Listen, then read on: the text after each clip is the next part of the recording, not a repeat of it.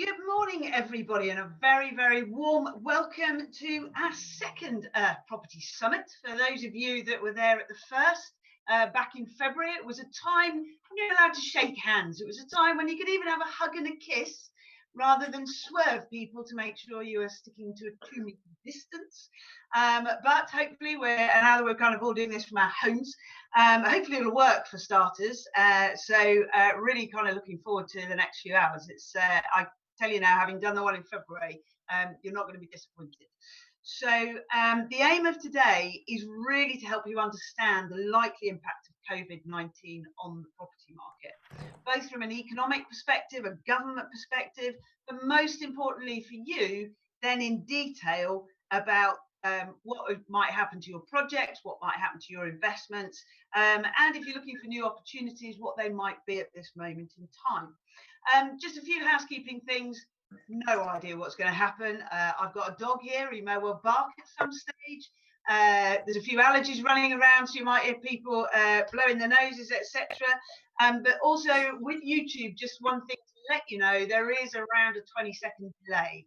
So I think, so just bear that in mind, particularly I'm about to do a presentation, so my words might be slightly ahead of the slides. So please don't shoot us down for that. So my name's Kate Faulkner and I'm going to be hosting today.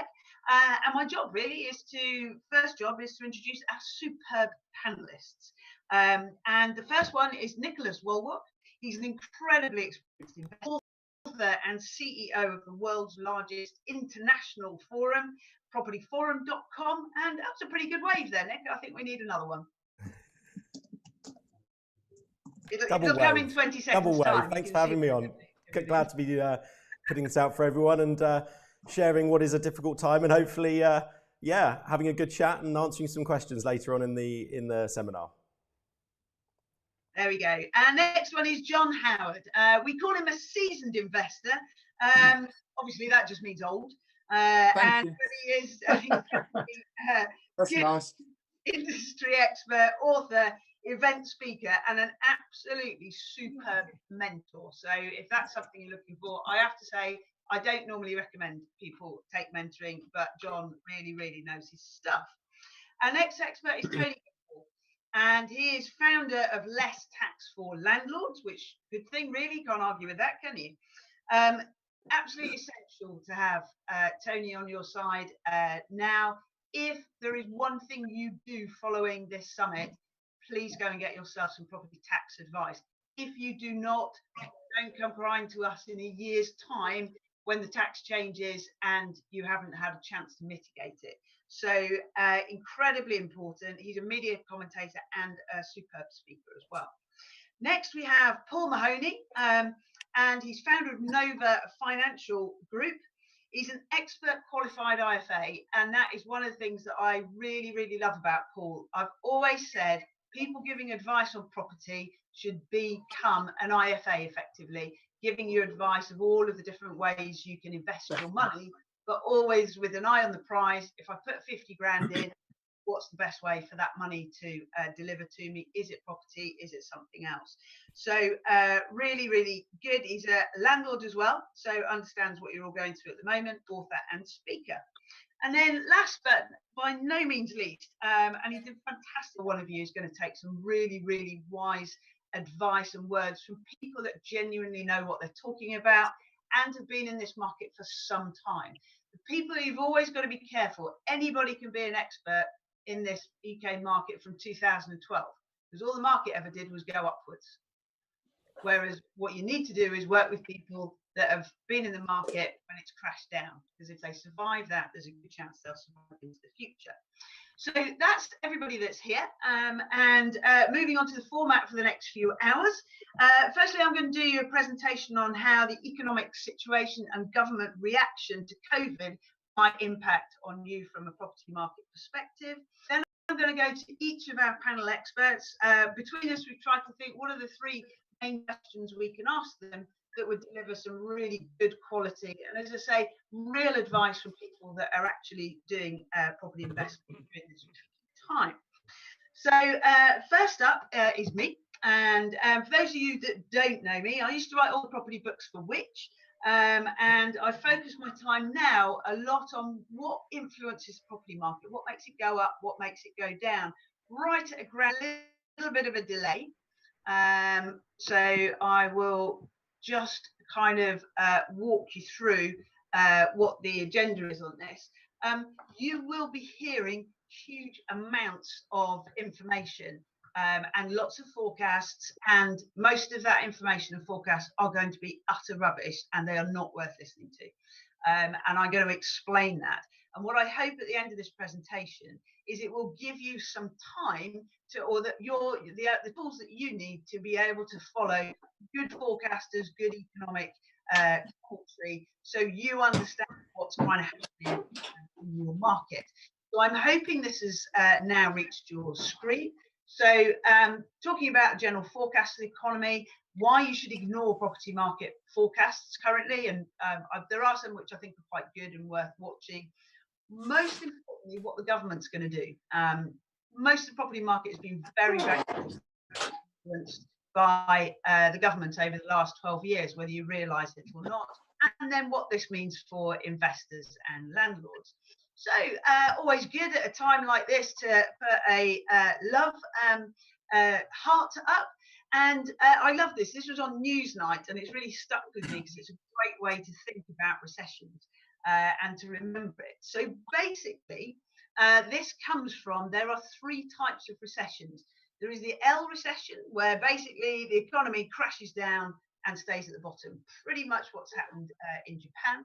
You have the U, which is very much what we've seen in the last two recessions in this country. So 2007, when we had that crash, that's probably lasted from there till about 2013, and we got to the bottom and we started to move out. And the hoped for V recession, which is what people are clinging on to now, in that we have a big crash, but then we recover really, really quickly. So that's the kind of forecast. The next slide is from the Office of Budget Responsibility. So these are the guys that independently look at the work that the government is doing. And what you can see is it is not unusual for houses to have crashes. And certainly if you're investing in property, which is not a quick investment unless you're doing something like a flip, the economy constantly goes up and down. And I did mention before that John has a lot of experience. So you can see his first recession started in 1908, followed by one shortly after in 1980. Thank you. Yeah. Tremendous amount of experience. So let's run through, more importantly today, there is no doubt that the economic impact is going to be massive and nothing like we've ever seen before. But the hope is that the recovery, because this isn't a crash per se, COVID is a very, very different impact on the economy, and hopefully something that is relatively short term. But we don't know that. It may recover quickly, it may turn into a U recession, but this is what most people are kind of hoping for. A lot of people have said, because the kind of money that's pouring in, inflation will be massive. And I just thought this is quite useful, because what this does is that takes that kind of graph that I showed you before, and it shows you what they expect to kind of really happen over the next couple of years. Is that 2020, we're going to really dive bomb as far as the economy is concerned. Unemployment is going to go up dramatically, and of course average earnings are going to be affected enormously. But the interesting thing is that's not expected to stay down for long, and more importantly, we're expected to see a massive rebound in 2021, moving on to 2022, when kind of things are expected to go back to normal, partly because that's the time frame that we're all hoping for a vaccine to come through, if it doesn't come through faster. So for those that think that all this money pouring in is going to affect inflation, the economists out there are saying that it won't. And I think the kind of really important thing to remember during these scary times is whatever happens in the economy, people still need to keep a roof over their head. You're not selling cars, whereby for the next 2 years, that's probably going to be quite a rough job.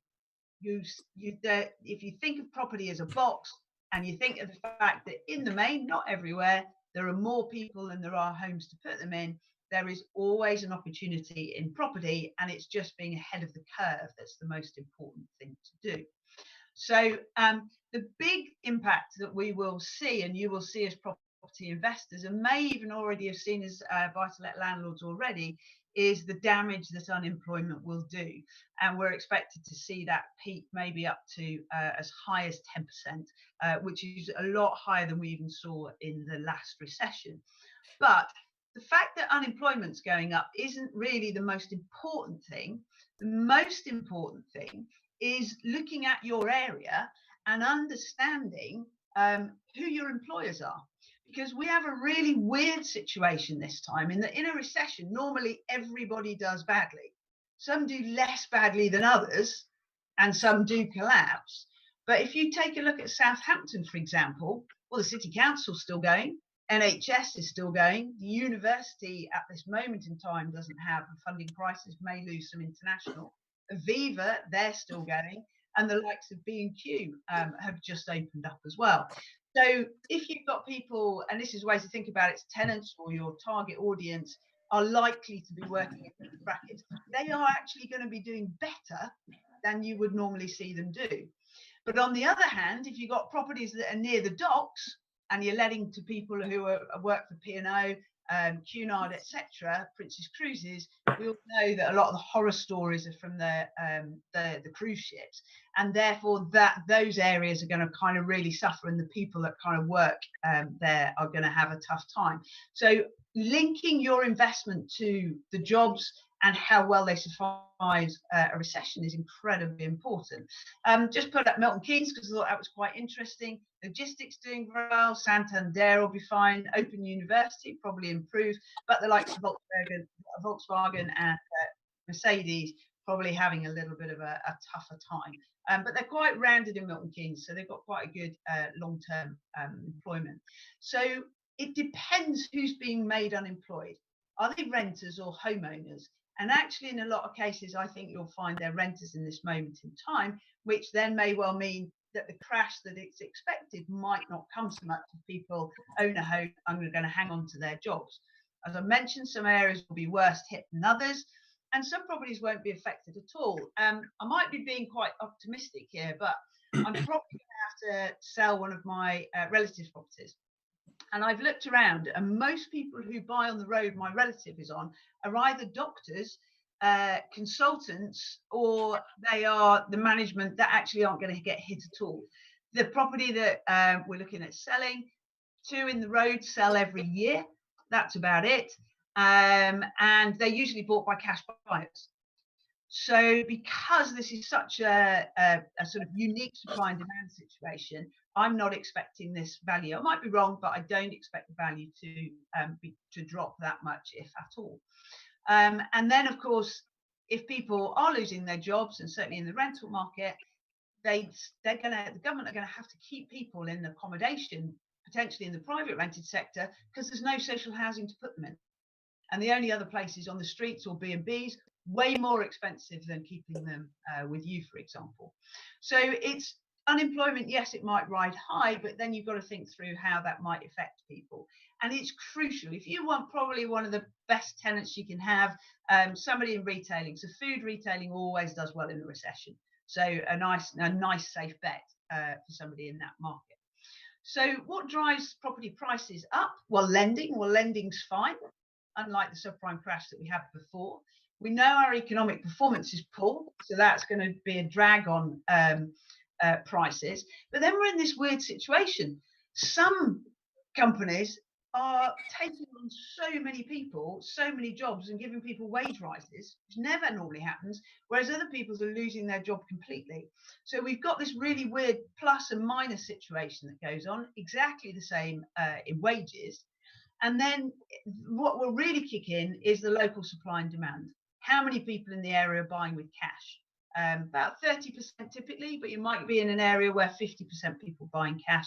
And therefore, again, you might find that for me, I think property prices at the moment, in the past, before 2005, regionally, prices used to go up in the same way and of the same amount and come down in the same amount.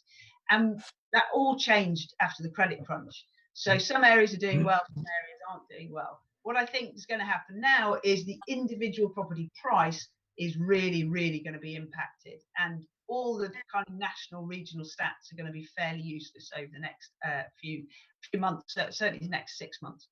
Now, rents are quite interesting because where you have somebody that's in retail, for example, we know that the rents are capped by wage growth. All this idea that rents are extortionate and skyrocketing and landlords can just put up their rents as much as they like, basically that's just simply not true.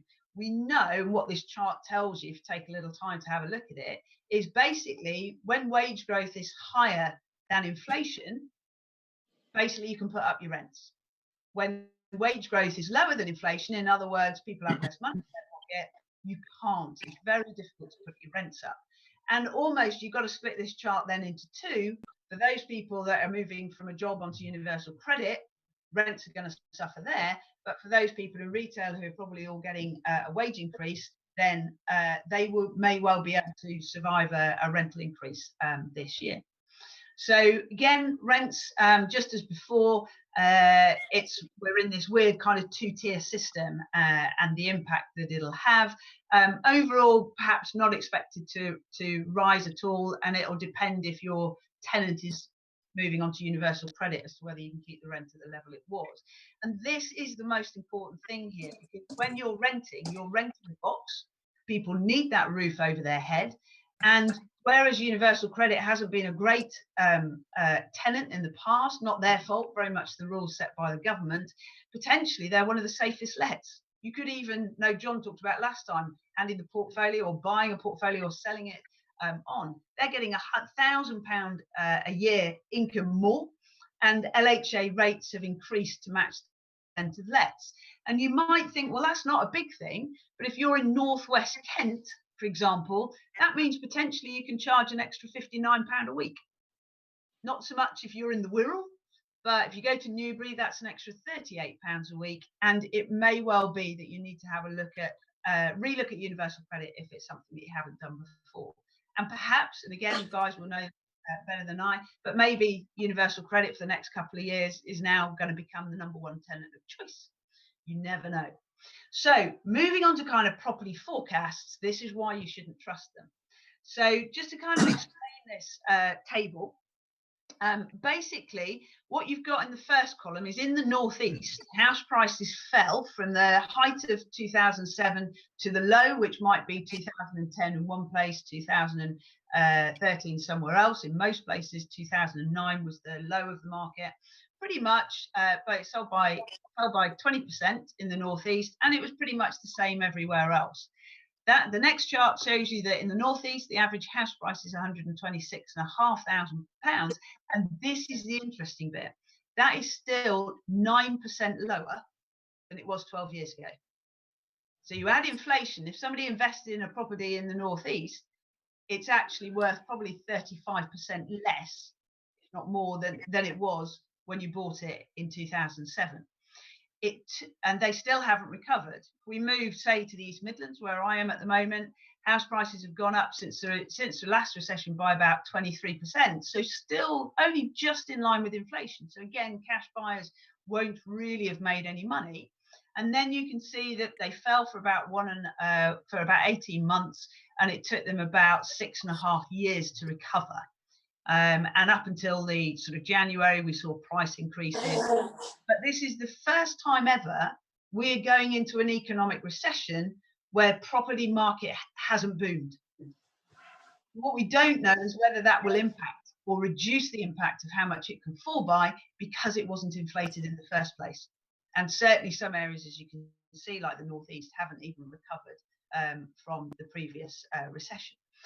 The other difference is that our structure of our property market is completely different to 2007. 120% lending, which was just crazy, 6-7% interest rates. And this goes to my point earlier, loads of city centre flats completely sold at an overpriced, certainly in the Midlands and the North, Scotland, etc. We had the subprime crisis, so very little money available, and it affected the whole economy. And you can see the tenure there, whereas you've got about 40% of people who are owning their properties with a mortgage. Let's move today. Well, lending's restricted, but there's still plenty of money.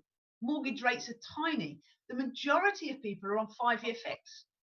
So not 2 years. So they're on these 5-year fix and a really, really low price or low cost of living. Bar London, there's been little overpricing, plenty of money sitting around, and it's affecting part, not all of the economy. But then it gets really interesting because from a tenure side, look at the difference that you've got here. You've got 20% of people renting. You've got similar on the social, but now this is where it gets interesting. So of the people that own a home, over 50% of them own it outright. So they're not going to be affected unless the chance of them being forced probably is really low. And then the number of people that own it by mortgage. So we're actually talking the people that are under threat of losing their home, which can drive prices down through repossessions, is less than half. So you're looking at about 30% of people potentially affected. So it's very, very different, the structure of our market. And the next bit is, how are people's behaviour going to change? So are renters going to be more inclined to buy post-lockdown because they didn't enjoy being in the rental market during this period? Do homeowners, you got people who are in their mid-50s sitting there thinking, well, we've been talking about moving for the last couple of years. We're just going to do it now. Whatever happens market-wise, we own our home outright and we're just going to go for it. Life's too short. Or are they going to say, 30 grand left on the mortgage, we're going to pay it all off so we're safe? And we don't know, therefore, whether the people are more likely to move or less likely to move post-lockdown. And from an investment perspective, you've got to think from the buy-to-let investors that I've talked to, who, for example, started court proceedings last September, they're now looking at a year before they can get their tenant out who've been renting for free. And how's that going to impact on them? So the behaviour will be key. We don't know and won't know until the market reopens how people will react. So just to run quickly through some of the forecasts, CEBR are very, very good on their economic forecasting, but I don't think they have, in their idea of the 13% fall, I don't really trust that, because I just think that's too generic, and some properties might fall at that, but it certainly won't be all of them. I prefer Savills forecast, maybe 5 or 10%, but I actually think you'll get some not falling, some will fall by 5 to 10%, some will fall by 13%, some will fall by a lot more, depending on that local supply and demand. Knight Frank are doing some really, really good forecasts, so you can see those there. Similar, they're thinking there'll be a big fall this year of about 3%, but then they're expecting that to recover by the end of next year. So quite probably the most optimistic forecast so far. But they're also doing a daily briefing on COVID, so worth signing up to that. And even they think that rental values will rise in the prime central London market. Not my area of expertise, but they're definitely the most optimistic I've seen so far. From a rental perspective, as I mentioned before, this idea that rents are skyrocketing unaffordable, yes, in London it's hard.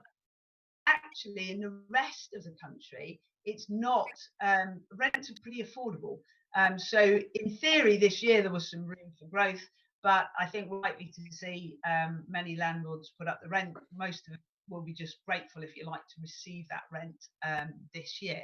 So on the rental side, as long as people have retained their jobs, they should still be able to afford the rents that we've got there. So the next big question, and we're moving on to the last bit now, is what is the government going to do? And this is critical. You've really got to follow their thinking to understand what the opportunities are in the market moving forward.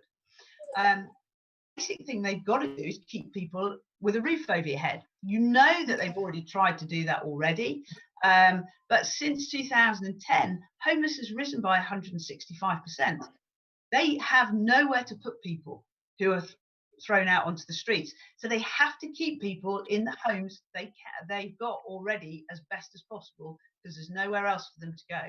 So of the people that have got are sitting at home with a mortgage, they've already introduced mortgage breaks, and it's going to be at the rates likely to be a lot cheaper to keep them in that house than it is to move them anywhere else.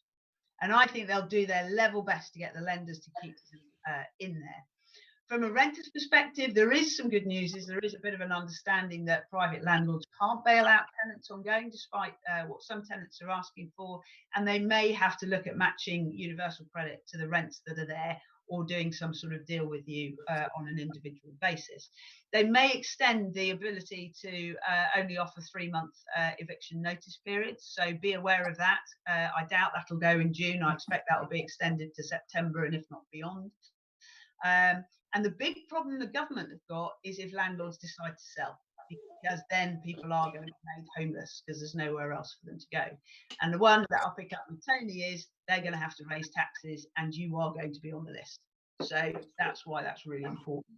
So just to sort of close off, we've got to open the market first, understand people's behaviour, better gauge supply and demand at a local level, and understand how lenders are going to react. And again, I'll talk to Richard about that as well.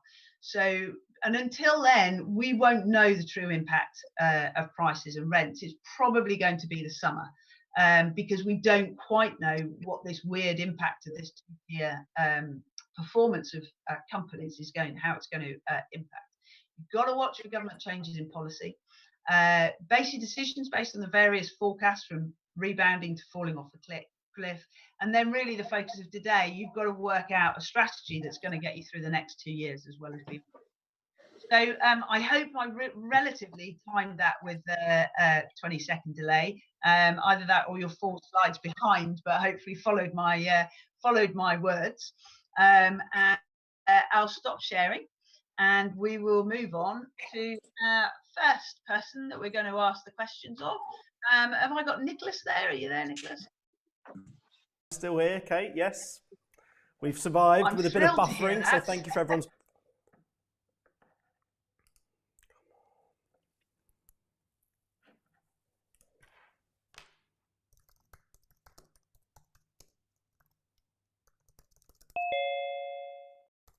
You know, people always talk about the property market, and there's not really such a thing. You can't invest in the property market. There's no index for residential property, but yet that's what everyone seems to talk about.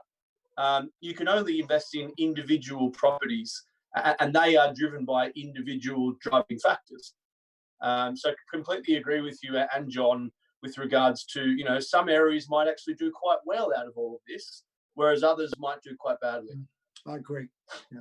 Nicholas, have we got you back? You've got me back. Sorry, I'm not sure if the whole stream went offline or if it was just me. I seem to have had a minor blip, but I'm back with you. See how long that lasts. Well, we just carried on chatting, so in case anybody was out there, hopefully that was reasonably useful commentary. It may have been amongst yourself, Nicholas, but we don't know. Well, we had a nice time. That's whether anybody was listening or not. So just to I mean, you're really into doing property development on the day-to-day basis. So what I really wanted to ask you was, what are you worried about during this lockdown period and the impact on your business? Help us out about, you know, we're not the property rah-rah set here. We tell it as it is. And I'd just be really keen to know how you're feeling, and you must have some worries and fears and what they are. Yeah, absolutely. I think like anyone at the moment, I'm a human being like everyone else. And I think just because we're up here with huge amount of experience and track record and doing these developments for many, many years and investing for many, many years doesn't make us real people. And I have days where I'm panic-stricken and scared witless, and there are the other, you know, and thankfully that's the 1 in 10 days. That's not every day. So, but the 9 out of 10 days, I remain hugely positive. I'm looking for the opportunities. I'm doing everything I possibly can in the various areas of the business to survive, to buffer, to build cash reserves and keep cash reserves, and to keep the business going forward in a positive way. To answer the question a bit more specifically, there are two main areas to our business as developers and investors. We obviously own and operate propertyforum.com as well. That's really an aside where we are helping other people. We're giving out free education as a chat forum there. Obviously, it's the largest international chat forum in the world. So jump on there with any questions on the community, and we can obviously chat to you, and we'll be online to help you with any questions that are ongoing. Lots of relevant educational ebooks and things like that. But specifically on the development side of the business, which is different to the investment side, the investment side, we've got a couple of hundred units that we rent out. So that's a very different sort of strategy to the development side. We're very lucky that we've had 2 sites complete just at the beginning of lockdown and just in the week or two of lockdown, which we managed to physically finish. So we're renting those out now gradually, slower than normal, I might add. We'll get onto the rental market in a moment. We've got one large site in Newbury, actually. I noticed you mentioned Newbury there on the Housing Association rents, social housing rent levels. Great town on the fringes of Reading, 20 minutes into Reading. Crossrail in Reading, we've got a lot of portfolio throughout the Thames Valley area, and we like that area because there's lots of professionals.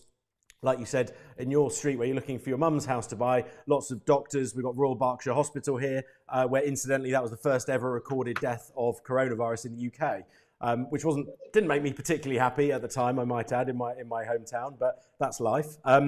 So ultimately that site in Newbury, 42 studios. It's an office to residential conversion, 10,500 square feet, 42 studios.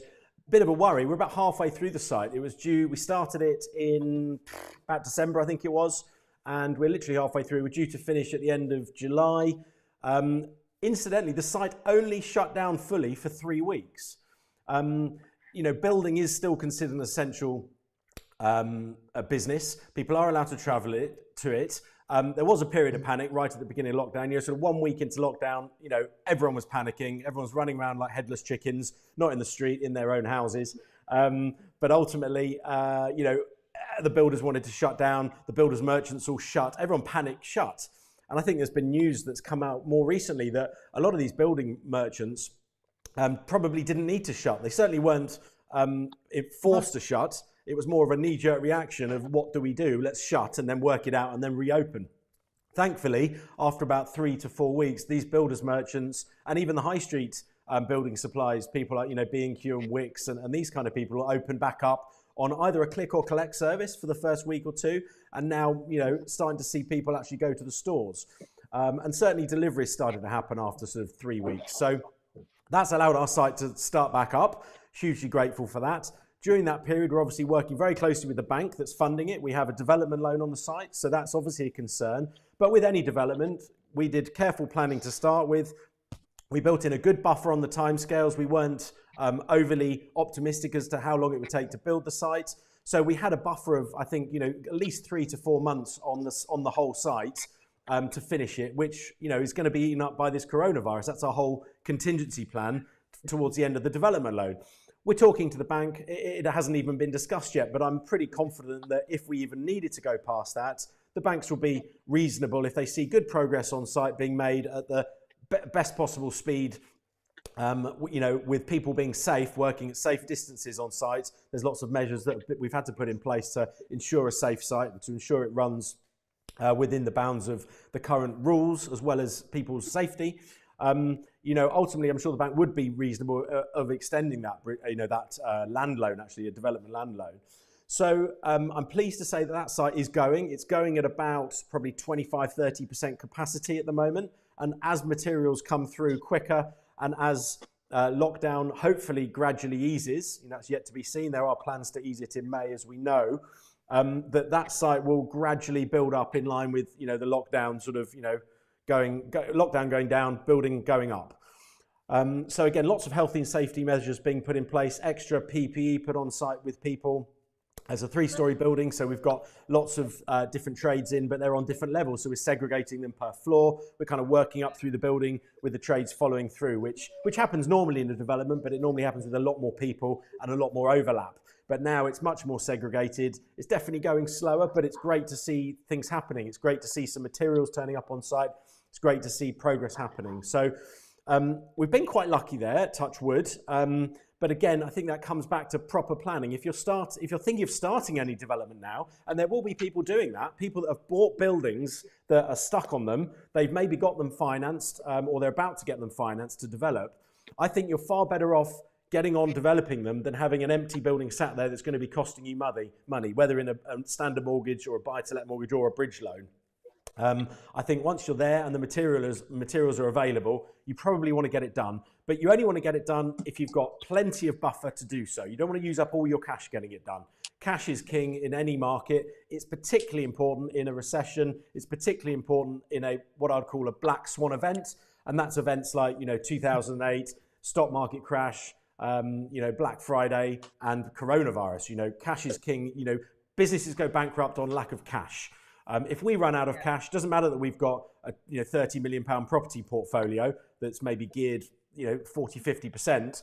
That means nothing. We can still go bust if we run out of cash. That's critical to understand as a business or as an individual investor. If you're investing in your own name, if you run out of cash, you're bankrupt, you're bust, your cash flow's gone. So cash is king. I can't stress that enough.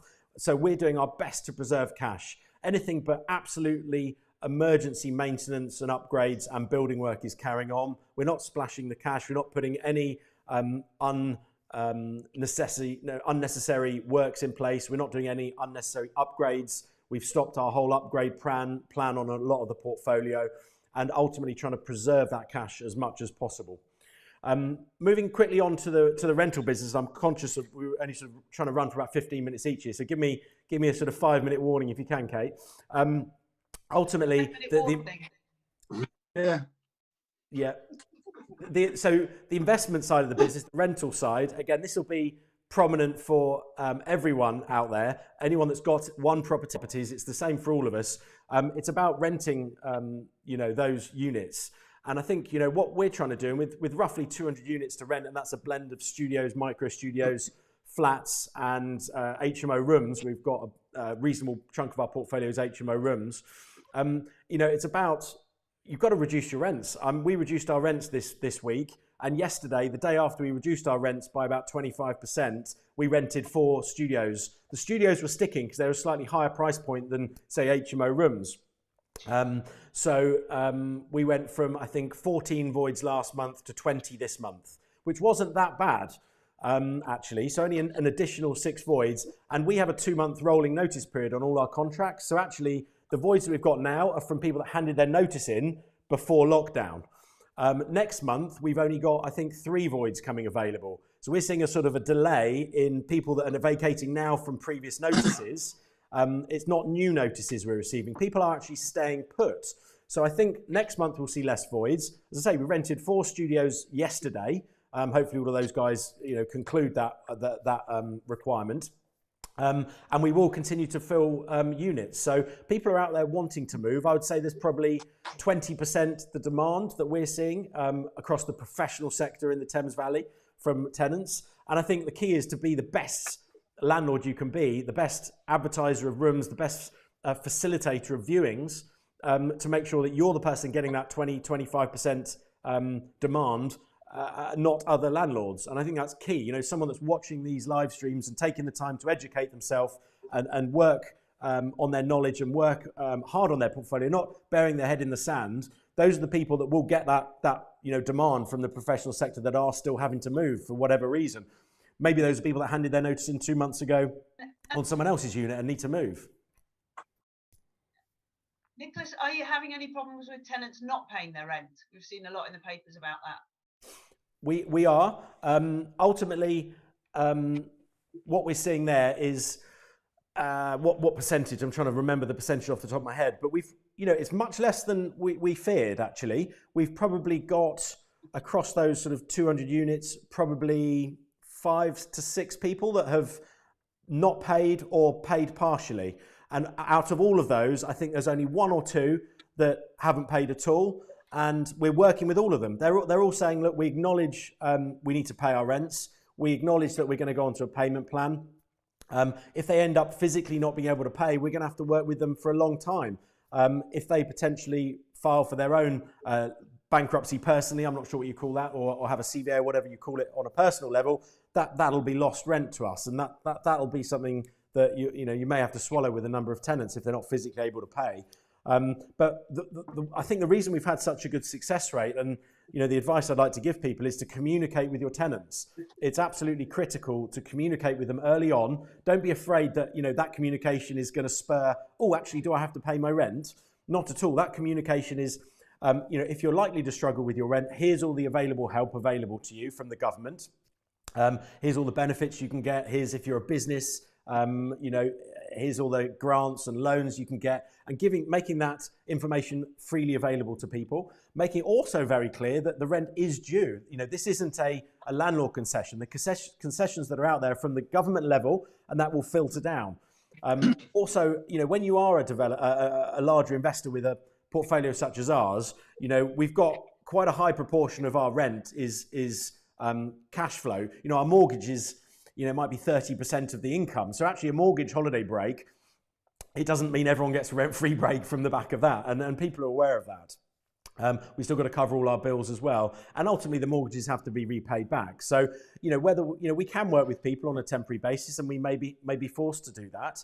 But ultimately, you know, it's less people than we feared, and we're working very closely with those people, being on it, communicating with them on you know, I'm physically calling tenants after my lettings manager and my bookkeeper, and those are the two key members of my team that chase rents normally and communicate to tenants.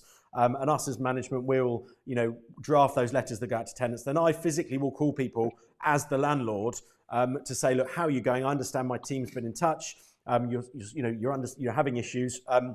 You know, what help do you need? When do you expect to be paid? When do you expect to get another job if they've been laid off? You know, what's the situation? We'll work with you, but keep communicating with us so we understand that situation, and we can work together to, you know, find a solution ultimately. And one key bit of advice for anyone renting would be to ask for evidence from the person stating they want a rent reduction or a rent-free period or whatever. Ask for evidence, and we've created a little form, you know, a set of questions to ask for evidence of that, whether it's a letter from the employer, an email from the employer, whether it's a, you know, bank statement or some form of evidence that they are suffering due to coronavirus, and then we can take that application for a rent reduction or a rent payment holiday of some description seriously. So that's a really important point. That will weed out the people that are just trying it on. What if they refuse? What if they refuse? Well, then you're stuck, aren't you? I mean, if you there ultimately is nothing you can do. I think. I know some people have refused to give anything at all. I know there was an investment banker that was claiming they were in trouble financially, and then refused to hand over any cash. They were, and it looked like they were just after a 3-month break. Yeah, and I think there are going to be one or two like that, but we've got to hope that most people are decent people. You know, we're lucky enough to rent to professionals, and usually they are, you know, being a professional, they communicate well in business. They usually have a reasonable job. You know, in our sector, we've picked those people and vetted them for a reason. So hopefully they will be communicative. And you know what? Out of 200 people, there's a good chance in the next couple of months we'll get 1 or 2 people like that just switch off the phone. They don't answer our calls. They ignore emails. What we do incidentally then is we will knock on their door in the nicest possible way, not with a baseball bat, but with a friendly knock and a conversation. We don't just sit back and, you know, let them ignore emails and phone calls. Within a few days, if we've had no response, we'll knock on their door and say, what's going on? You haven't got back to us. We need a conversation because we've got liabilities that we need to cover. It's not fair that you don't communicate. So we really do make sure we are there, not in any aggressive way. Don't get me wrong. You know, it's a funny joke. You know, we're not bailiffs knocking on the door. Certainly in difficult times, absolutely not. But if people don't communicate, we get less flexible. That's the bottom line. We get less flexible, and we will knock on the door and find out why you're not communicating. And I think, you know, if someone's had a knock on the door and a conversation, it's a case then of, right, we'll open up and communicate at the very least. Okay, that's brilliant. Thanks, Nicholas. And what we're going to do after this, so I'm going to go to each of our panelists, have a chat like we've had with Nicholas now, and then I know we've got quite a lot of questions from people sending in, which is great, but the job then is just hear from these guys first, and then get them to question later. So we're going to move on to John. Yes. John, my first question is, I'm slightly rude. I apologise about the 1908 recession. I've forgiven you already for that, Kate. Oh, bless you. You are such a gentleman. But you have been through quite a few recessions. Yes. Do you think COVID is going to be very different type of recession, or is it like, Kate, I've been through them all, and whatever's causing the recession, you still get the same results? What do you? I have to say, Kate, my thinking at the moment is, I mean, this is unique because literally the market's been closed down and will be closed down probably for 12 weeks. and this has never ever happened in the whole history of property, basically. So we are totally uncharted waters. My only concern is that it started in a very different way, but the outcome could be the same as the last 3 property recessions I've been in. And that's what concerns me. I do think, though, Kate, that it's really, there's 2 different markets. I think there's the domestic market, which I think the figures that Savills and Knight Frank have been throwing around are probably, on average, maybe about right. And I don't think that's going to hurt anyone too much. The whole market for me, the property market for me, is always driven by employment. Because even if you haven't lost your job, most people in this country are very cautious. And even if they haven't lost their job, they are concerned about, one, losing their job, or just concerned about the environment because people have lost their job. And some people don't like to be seen to buying a bigger house while everyone else is struggling. But actually, of course, if you're in the market, it makes no damn difference whatsoever, because you get 20 grand less for your house. And of course, if you're buying a bigger house, you'll get a bigger discount. So actually, it makes no difference. It never does make a difference to anyone if you're already in a property. And even if, like Paul says, with the buy-to-let market, actually, if you're buying to rent for the next 20, 25 years, the market goes down a bit. So what? It comes back, it goes over and above. And the great thing about being with buy-to-lets, of course, if the mortgage is over 20, 25 years, there's nothing the banks can do about it as long as you're paying. Yeah. Now, that's very different to the sort of borrowings I've got and other people like me have got, who, if you're borrowing 60% from the bank then revalue it because the market, they then say, well, the property's gone down in value. So we're now lending you 70%, which was against the banking covenants. And we're not happy with that. So we want you to put the extra cash in to bring it down to 60% again, or personal guarantee, or both. And that's what happens. So don't let anyone please think that these banks are just going to let you get away with it by either not paying your mortgage for a while or all the rest of it. They won't. These banks are businesses, Kate, and they will have to, because they've got shareholders and other people, they have to look after themselves, and they will do so. And they may not do so the first 3 months of a problem, but within about 6 or 9 months, they'll be getting their act together, and they will be doing what they have to do and what they're meant to do. So don't let anyone think they're all nice and cuddly and kind. They're not. It's a business, and they will run it like any other body would run their businesses. Like you would, like I would, if someone hasn't paid for or can't pay or the situation's changed. We all need to react and do something about it for our own sakes. Yeah.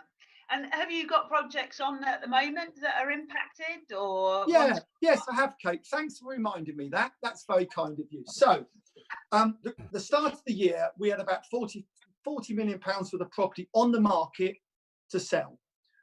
We've now got, at the start of the COVID, we had 35 million. We sold 5 million in the last few months. I can now report, I'm like reporting to my shareholders here, Kate, I can now report that we've sold about £1.5 million worth during the recession, during the COVID, where people have exchanged completed the same day. Now, isn't it amazing, Kate, that these solicitors have been saying forever, ever since I've ever known solicitors, we can't exchange complete same day. No, we need a week in between time to get the paperwork done and the money in. Well, isn't it strange? They can now do it on the same day. Happy days for everyone. So we've got less distraction. Funny that, suddenly when they need their money in themselves, they're a bit more efficient, funnily enough. So that's one. It's very much a two-tier market. So the other side of the market, the domestic market, I think will just about be all right. We'll muddle through. The other side concerns me greatly. People with bridging, and I know obviously we've got Richard on later crowdfunding, and he's a great man. He's a decent man, and he will do his best to help anyone who's got loans out with them. I know that. But at the end of the day, we've got peer-to-peer lending. We've got bridging. The bridging really worries me because they are ruthless bridging companies, and they won't give you an interest holiday or anything else. you know, and if your property's worth less, in certain cases, of course, the property, if you haven't been able to refurbish it during this period of time and your loan runs out with the bridger, guess what's going to happen? Yeah. You know, they're either going to charge you even more interest going forward because they've got an opportunity to earn even more money, or they're just going to take it off you and sell it.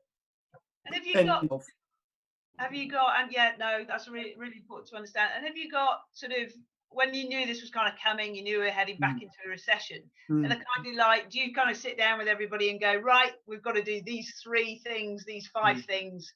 What are your kind of top 3 things that you do? Okay. Well, what I would say is that we're all in the same type of situation here, unless you got a lot of tenants and you've got the income coming in and over 20 years. If you're not in that situation, then there's 3 things or 3 or 4 things to remember. One is to never bury your head in the sand. I mean, so many people, you'll be amazed, do still. Please don't do that. You know, stand up to the situation and deal with it. That's what captains do. Yeah, they don't hide. The second thing is you need to talk to your bank. If you can negotiate, like Nicholas said earlier, cash is king. If you can do that, you know, try and reserve as much cash as you can, because you may need it. You don't know, we don't know what's going to happen. Okay, we all think we've all got an opinion, and I think, you know, but we actually know. No one does, and we just don't know. The other thing is, what I would always say is, no one can take away your ability. They can repossess a property off you, but they cannot take away your ability. And you've got the ability. If you've done it once and you have a problem, you've got the ability to do it again without question. You have to believe in yourself and be strong. And the other thing is, it's all right bleating on about problems and the market and so on. Actually, the properties I've got now, I'm not disinterested in them, Kate, because I've got loans on them. Luckily for me, a lot of the loans I've got at the moment are with the government, so that's not so bad, won't be so much of a problem. And I do need to keep selling those properties and deal with it, but I'm more interested in the future. I'm always more interested in the future, and you always need to make sure you've got some money from somewhere to deal, because the future is what it's about.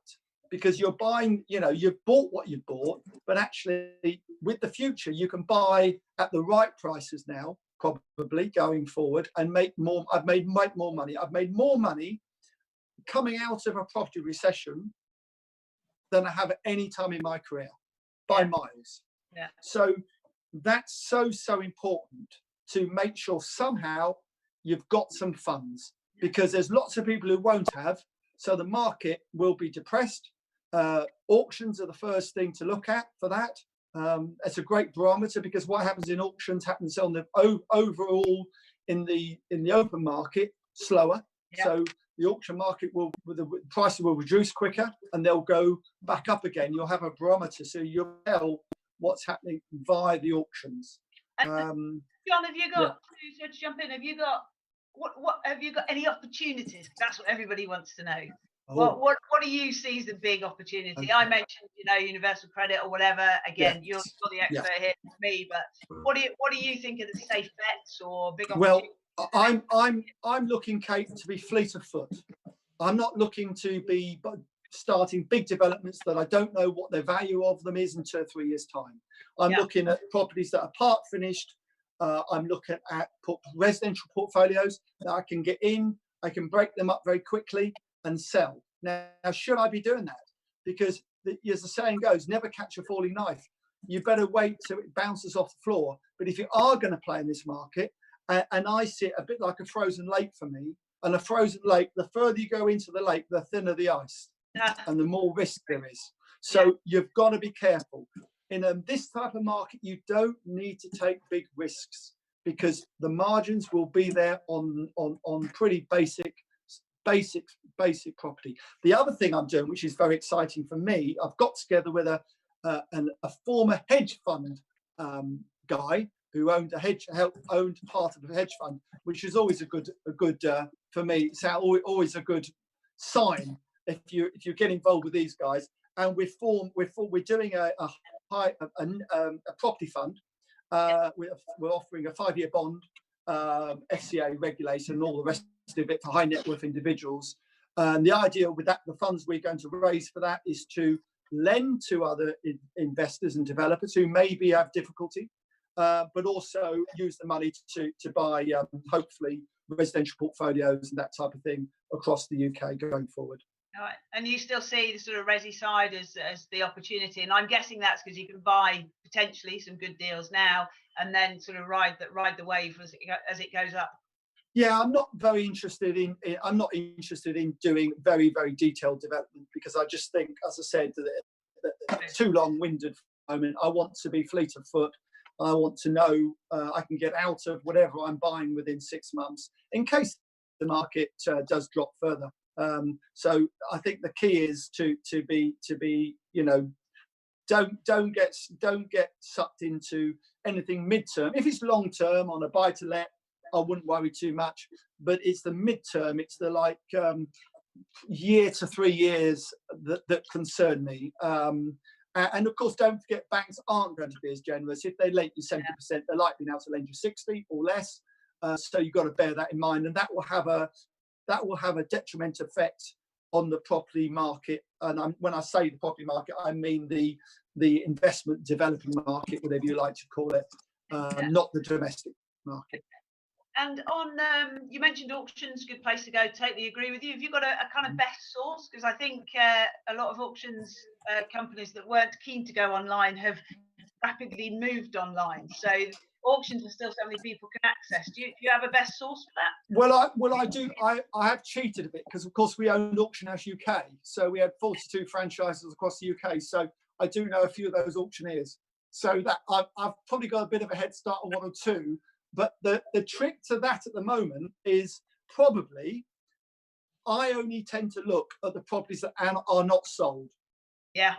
So I don't rush around looking at everything. All I want to know is what hasn't sold in the auction, and then I look at those and work that market rather than running around trying to bid against everyone else. I wait to see what hasn't sold. Yeah, brilliant advice. And you can go on to the Auction UK house, I guess, to go and have a look to see what's coming up now. Absolutely. Or you could, of course, buy my new book on auctions. That would help. Funny that. Where's that available, John? Because we're not on the BBC, so you can plug it if you like. Obviously, it's available on Amazon and also from my website. Yeah. There we go. Fantastic. Thanks, John. That was absolutely super. So moving on to Tony, and like I said before, I cannot stress enough: do not go into this recession not having somebody like Tony by your side. Property tax person, an expert. You were going to need them, and you'll be very, very grateful for me saying that if you haven't got somebody already over the coming years. So, Tony, I had a chat with John about what's the first 3 things that kind of he does at a time like this. From a tax perspective, what do you think? What are the 3 first things that people should be doing following this summit from your perspective and experience in the past? Well, it's not letting the tax tail wag the planning dog for a start. You have to make a profit before you pay tax. Make sure that you're talking to the right specialists who understand that property taxes are not like ordinary commercial taxes. The whole buy-to-let market has been heavily targeted by government, quite unfairly. Yeah. In a lot of cases, it assumes that we're all parasitic investors who don't do any work and just sit back and enjoy the proceeds of other people's misery. If only. If only. I mean, they couldn't be more wrong if they tried. No. Virtually every landlord I know provides good quality, fit for purpose accommodation. They develop well, that they really are interested in their tenants, and have to deal with a whole range across all of the social classes. From people coming out of rehab to those on in reduced circumstances to those who make positive decisions to rent. Yeah. And not all landlords are villains, and not all tenants are rent dodgers. Yeah. I think the bit that always surprises me that I think nobody really talks about is the fact that 1 million households in the private rented sector are on benefits. Yeah. And that's because they are also sitting on council waiting lists, waiting for a social home because they're eligible for one. And I don't quite know how, but it's a clever bit of PR. Somehow that's all landlords' fault, as opposed to government's fault, successive government's fault. Let's face it, going back to the 90s, for not building enough social homes that they should be providing, and yet it's the landlords that are looking after them. And like you say, most doing it really well. Yep. And the one, if you like, silver lining to this COVID cloud is it will start to change values, how society interacts with each other. You know, I'll come on to the, you know, the state protection racket doing its job at the moment, you know, effectively subsidising people, keeping the economy going. We'll all have to pay for that at some point, but that's why you have a protection racket, paying, on when it's sunny, and hopefully the umbrella stays there when it's raining. Unlike bags, of course, who are a completely opposite view of things. Now, what will come out of this, and it's a combination, I think, of a Brexit bounce and a COVID bounce, and people will want to see UK PLC start doing the right things, a change in the social contract, almost immediately. Well, we had after the Second World War, when rationing started to ease, it was in everybody's interest to rebuild the economy. Yeah. So whilst property prices in themselves may not rise, and I've always said, income is the thing that is important, yield, not a sentiment-based stock. Once we start to come out the end of this, we will be in a much stronger position as a society, as an economy. And going back to some of the predictions you went through earlier, well, every time I look in the crystal ball, I get a somewhat distorted image. There probably hasn't been a single prediction from the CBI, Federation of Small Business, Bank of England, any of the major institutions which has proved right. It's always doom and gloom. But the truth of the matter is, people don't give a stuff. They just get on with their daily lives. Yeah. And paying tax happens to be one of them. But yeah. That couldn't be more true. And do you think, was sort of your wider sort of industry hat on, do you think we're going to see a lot of agents, a lot of landlords going bust, or what do you think is going to happen to the sort of real property industry itself, and the more not maybe landlords that have got maybe one property, but more portfolio-led landlords? Okay, depends on how highly geared they are. If you look at the less tax for landlord client community, on average, it's about 50% geared. Okay, that's interesting. Yeah. And that's pretty damn good. Anybody looking relatively relaxed today. Well, hey, there's a whole load of answers to that, but not for this session. Something that we've seen publication. Let's move on then. Yeah, you might say that. I couldn't possibly comment, goes the phrase. As long as you're not overly geared, as long as you're talking to your tenants, they're talking to you, and you're having an open, honest conversation and realizing genuinely everybody around the world is in its same boat. This isn't a man-made, Chinese coronavirus conspiracy theory to one side. We're all dealing with the same problems, and we're all dealing with the same opportunities. So back to the core of your question, the true zombie businesses, will go under. Those who didn't have proper plans, didn't have proper finance, were only, going literally surviving, on one day's income to the next. They will go under, and there will be consolidation. Yeah, that's fair enough. And I guess a final question for you is, this is costing the government a lot of money. Yep. Somebody is going to have to pay for it. Yep. How do you think the government are going to kind of get the money back? Or do you think they're going to be, I mean, one of the things I read was that, or hearing about was, if the UK was borrowing a ton of money when nobody else was, it was a problem. But the fact we're all borrowing money, it's fine. We won't have to worry about. But I don't know the kind of the truth behind that, and I'd be really interested, and I think everybody else would be into your insight on how you think the government's going to tax this. Okay. Landlords, on the one hand, are an easy target. Going back to the beginning of this segment. On the other hand, we're a vibrant, powerful community, and summits like this are helping to pull us together, in a really strong voice, and a good voice at Westminster. John's politically active, I'm politically active, and regardless on which side of the divide one is, taxes will rise overall. But what government has to do is start treating the private rental sector as it would any other business. Yeah, it's stopped doing that, hasn't it? Really, it's never really treated as a business. We've still got 18th, 19th century mores when it comes to landlords. The market's moved on, life has moved on. So the entire world is in exactly the same position, and the way things are at the moment, yes, taxes will rise across the board. The coffers have to be replenished. Will that be a quick process? No. Will landlords in the short term think they're being unfairly targeted? Well, clearly, yes. Everyone needs a hobby. Overall, as long as we keep talking to our tenants, as long as we keep talking to our MPs, as long as we keep voicing, legitimate opinion, we'll survive. Meanwhile, don't overborrow. Keep your loan to values as low as you can.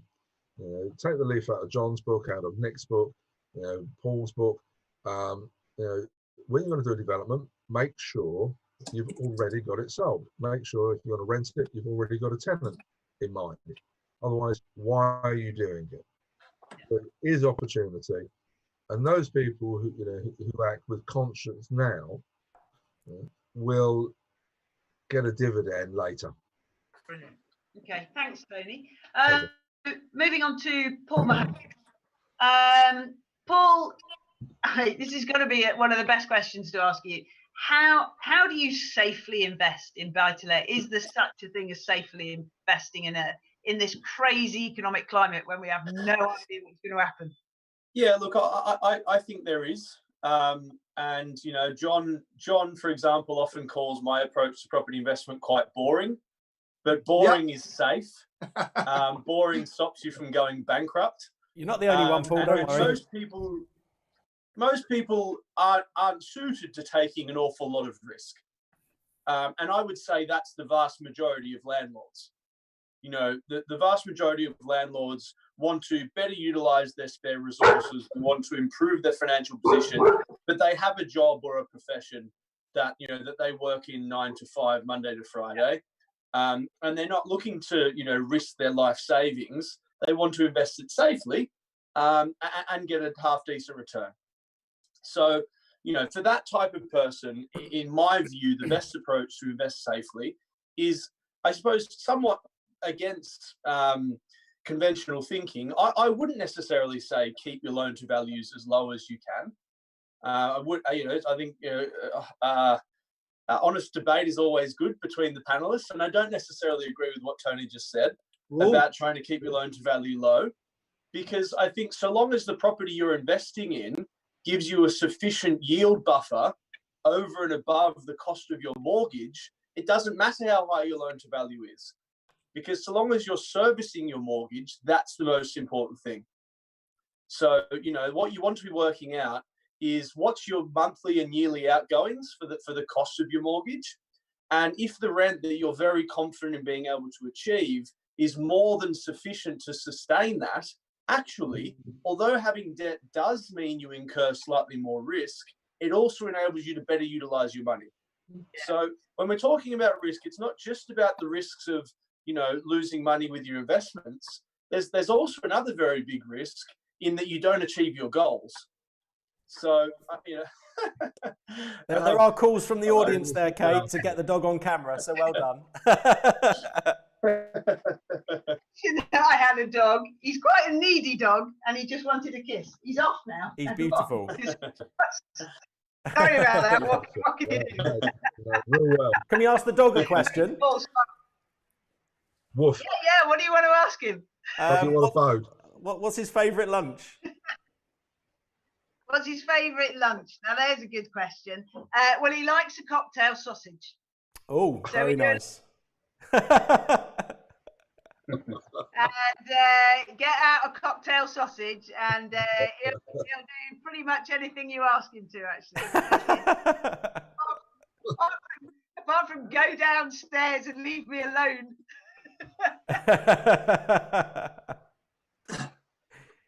Brilliant. Where were we? Oh, keep the questions coming in, guys. Yeah, investing in buy-to-let safely. So yeah, I think so long keep as the questions coming in, selecting... guys. Keep them coming in, please, on the chat. Sorry to interrupt, Paul. Bit of a delay. Everyone who's watching, right. Keep the questions coming in. We've got a big Q&A session at the end. Please keep them coming in. Please, please. Over to you, Paul. No worries. So far as investing safely in buy-to-let, if you are investing in properties in locations where there is significant want or need to live there, and the key drivers of that is employment, a broad range of industries providing that employment. So you've got diversity of the provision of that employment, facilities, amenities, and infrastructure. If we're ticking as many of the boxes as we can for what tenants and potential future buyers want and need, then we can be confident in doing well regardless of the economic cycle. Because as you quite rightly said before, Kate, in a recession, people don't just disappear. They are still there, and the predominant place they're going to be is where there's still jobs. Yeah. So I think, Paul, that's one of the things that I loved when we were working together and taking videos and creating the ebooks that we did. It's very rare I kind of meet somebody that has a like mind that goes through. It's yes, we've gone through the national economy today, but that local economy, understanding those jobs that are there, it really is. And people always say to me, and this is why it's lovely because I can now pass them on to you. Where should I invest and what should I invest in? And actually, it really is down to a financial advisor really to help you with that, because it's about, if you've got 50 grand, what's going to give me the best return for what I need according to my risk. And I think when you look at the risk for buy-to-let, I think you think it through a lot more than, say, the property gurus, can I say, think about it. And I think definitely. Yeah. And look, a good example, Kate, is you went through some figures in your presentation about the Northwest as an example. And the Northwest as a whole, the whole region, hasn't actually performed that well since the last financial crisis. As you mentioned, I think it was only 8% above the previous peak. It was below. It's still recovered to the previous peak as a region. So there you go. Now, that would be driven by the greater areas of the Northwest. So and there's a huge difference between the likes of central Manchester and a much smaller city or town.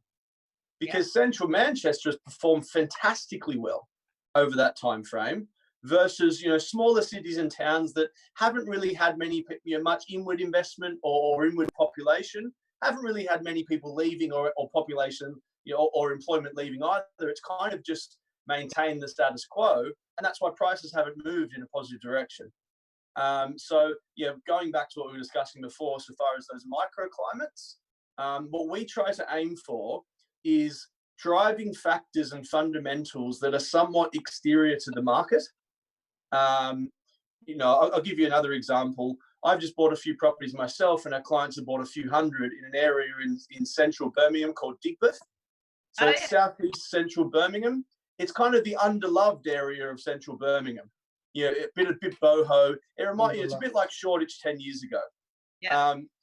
And the main reason for that is it's been cut off to the rest of the city by big markets called Smithfield markets. So you pretty much had to walk around that to get to any other place of the city. That's now been knocked down. It's been bought by Lendlease and it's being redeveloped. It's a £1.5 billion redevelopment. mixed use, resi, commercial, retail. So that's opened up that whole area of the city. On the other side, about another 500 metres the other direction, you've got Curzon Street Station, which is the high-speed rail station. And then you've also got the Commonwealth Games in 2022. So that's just three factors that, in my view, billions of pounds being spent on a small, underloved area that's about 20 or 30% cheaper than the rest of Birmingham Central.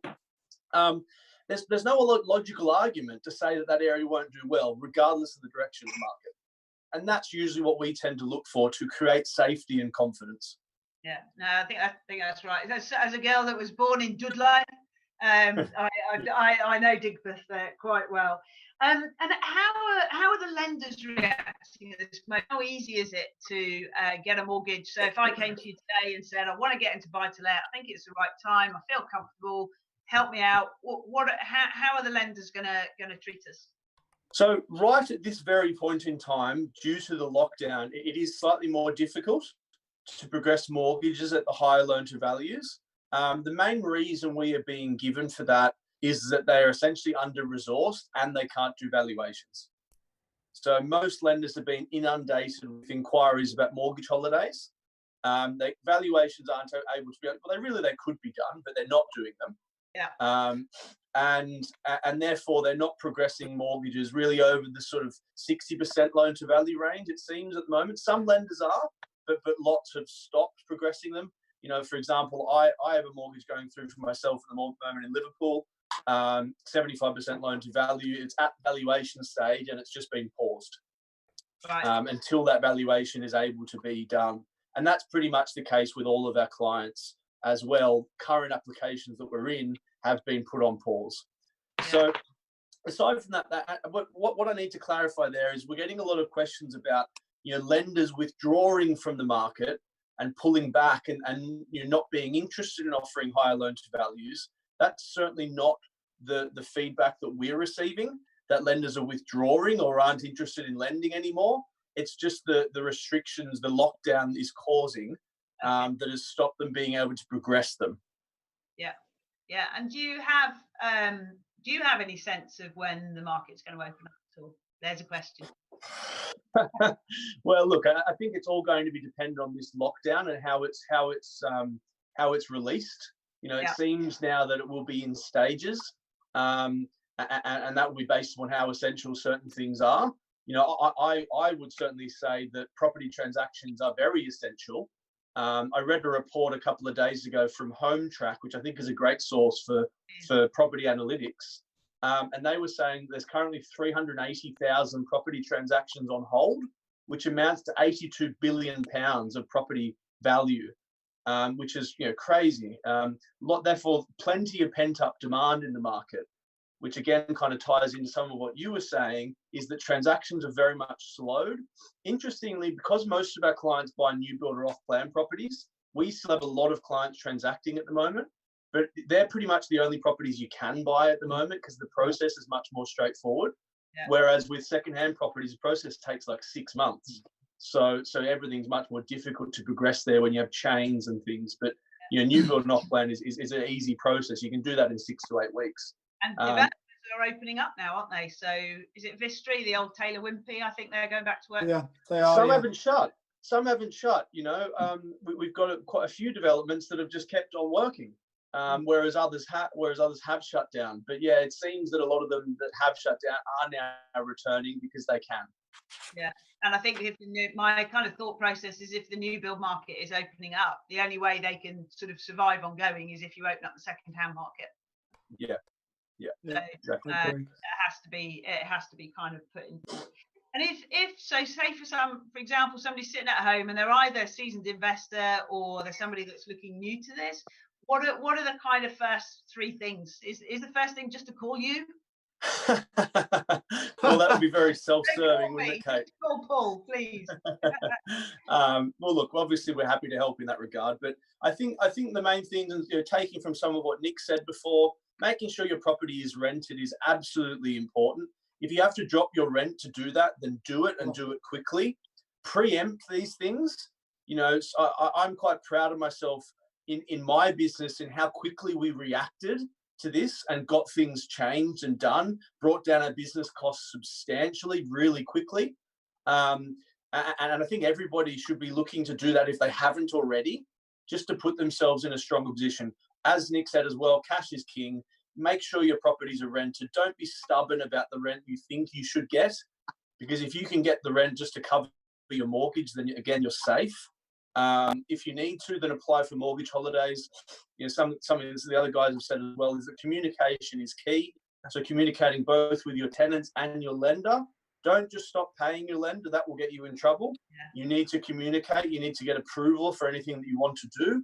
And likewise with your tenants. If you're being proactive and they feel like they're being treated well, they're far more likely to treat you well, and to communicate with you so that you know what's happening as well.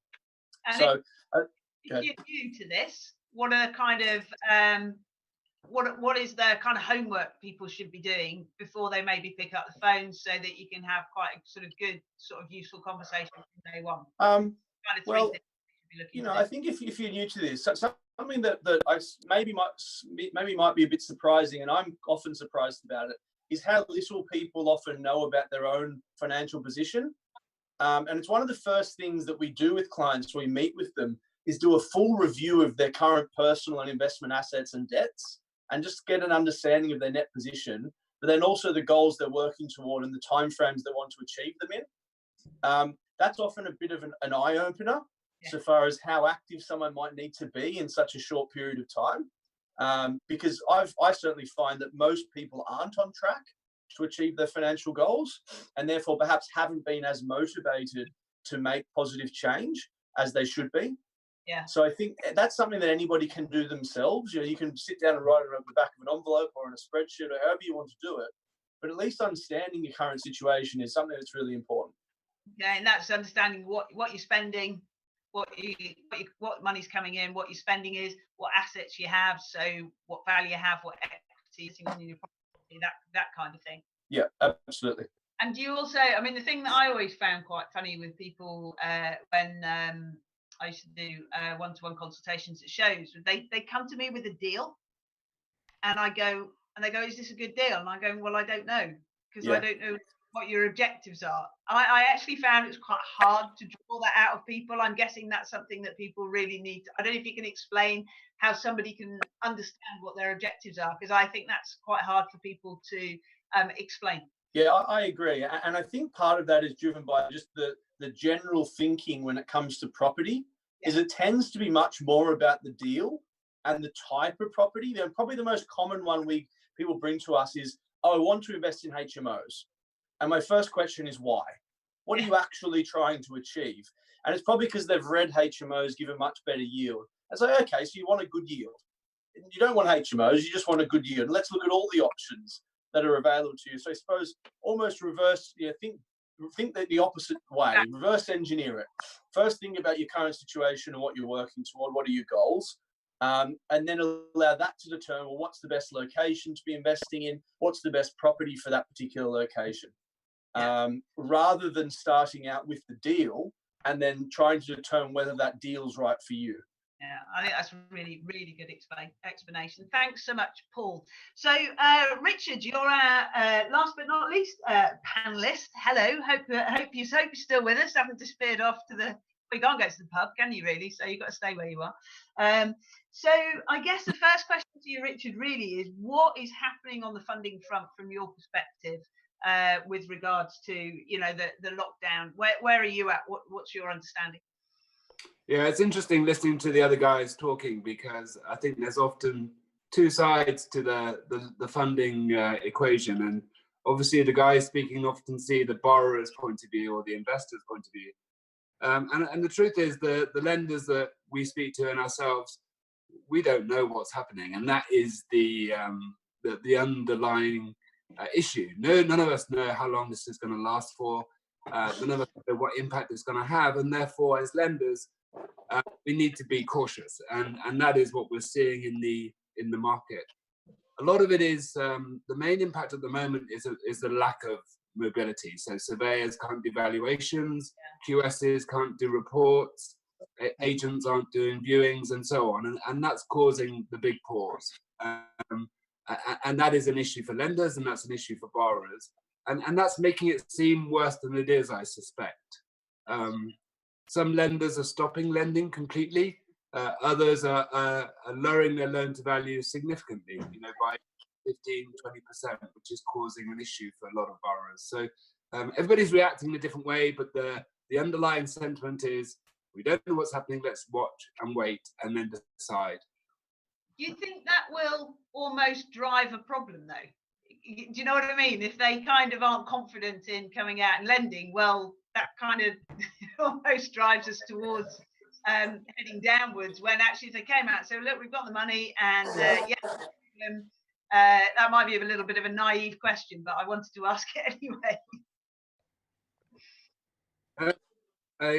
I think that's true, and I think actually for the economy as a whole, not acting or overreacting makes the problem worse. And I think that's true for lenders, it's true for the rest of us and how we're behaving. So I think that is the case, but they have a responsibility to their funders and to their shareholders, and for us, to our investors, to be cautious.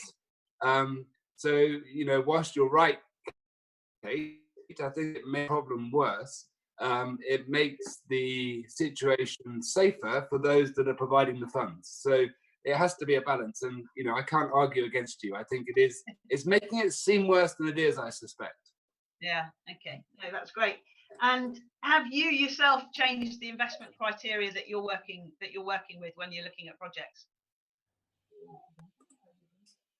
Yeah, well, as a platform, we don't have fixed criteria, and which is a bit unusual compared to more traditional lenders. The volume of deals that we do is a lot less, so we look at every single deal in isolation. And it was interesting what came up earlier in the very first presentation, in your presentation, in fact, about how different local markets are to the general market. And so we don't look at averages, we look at every single deal in itself, and therefore we haven't changed our criteria. We still propose investments up to the same level, and we do equity as well, so that's not limited by any particular loan to value. So what we are doing now is being even more in depth in our due diligence for each investment at a very local level. And would you only now look at experienced investors, or would you still take on sort of newbies with what you're doing? Investors or developers? Sorry, developers. Yeah, we only work with experienced developers. We don't do first time. We would never fund a first time developer. Sadly, it would be irresponsible for us to do that. Yeah. And when investors, so say somebody is today thinking, well, I'm not sure that I want to put all my eggs in one basket or whatever like that, is now the time for kind of crowdfunding and looking at that more of an opportunity? It's not, it's kind of, it is still a bit of an unknown, isn't it, without wanting to put it down at all. But do you think crowdfunding will grow now, and this is actually quite a big opportunity? That's a really good question. And when John was talking, it struck me how great it must be to be as successful as John and his hedge fund partner, and to be able to make the most of the opportunity. I think that's fantastic. And I don't begrudge you, John. Believe me, I don't begrudge you. Thank you. It's what happens, Richard, when you've been doing this since 1908. It's a breeze. Precisely. But what I thought when I heard John speaking was, that's why platforms like us are so important, because as bad as it is, and we don't know how bad it's going to be, but there will be opportunity. That's something that we are all certain about. There will be a tremendous amount of opportunity coming up over the coming months and years. And our role really is to make that opportunity available to as many people as possible. And so we might have 100 people clubbing together, competing with John on a particular deal. And that way, I think, the opportunity gets shared amongst more people. So I do believe that whilst we are seeing people being more cautious, and we are recommending that they're being more cautious, it will actually end up with more people having access to the opportunity that John talked about. Yeah, no, that makes an awful lot of sense. And is there anything else? I mean, in terms of somebody either on the investment or developer side or both, what's the kind of first sort of three things really? I guess it goes down to cash flow, etc. For what are you looking for? Is there any projects that you've got through the last few weeks and you just think, oh my word, I don't care what's happening with COVID and the economy, this is so exciting, it's just brilliant. Is there any what sort of projects are you seeing that you're kind of getting so excited about? Oh, Kate, we are seeing a lot of really good projects at the moment, and it's because the lenders are lowering the typical loan to value, and therefore developers are looking for that extra layer of funding from private investors. And it's frustrating at the moment because investment volumes have reduced significantly since the lockdown because people are uncertain. And so we are turning away great opportunities. That's not a problem in the short term. My slight concern is that it will put developers off in the longer term, and that they'll think, well, we tried crowdfunding, but they couldn't raise the funds. But there is a tremendous amount of opportunity around at the moment, both mainly in new build developments where people are getting much better purchase price. You know, we have seen the price of land drop. People are willing to take lower offers at the moment. So I think that it creates a tremendous opportunity for, I wouldn't want to say speculative, but for confident developers who know they can make a project work. And is there anything else you kind of think from the crowdfunding and just funding side in general, doing projects, anything else you want to kind of raise or think's good advice for people today?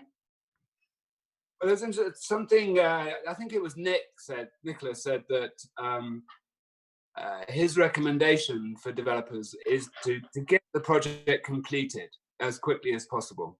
And one of the things that strikes me is that as a development progresses, the amount of money that you've borrowed increases at each drawdown. So before you start construction, you're probably at about a third of your borrowing. At the end of construction, you're at 100% of your borrowing, and then you're waiting to sell.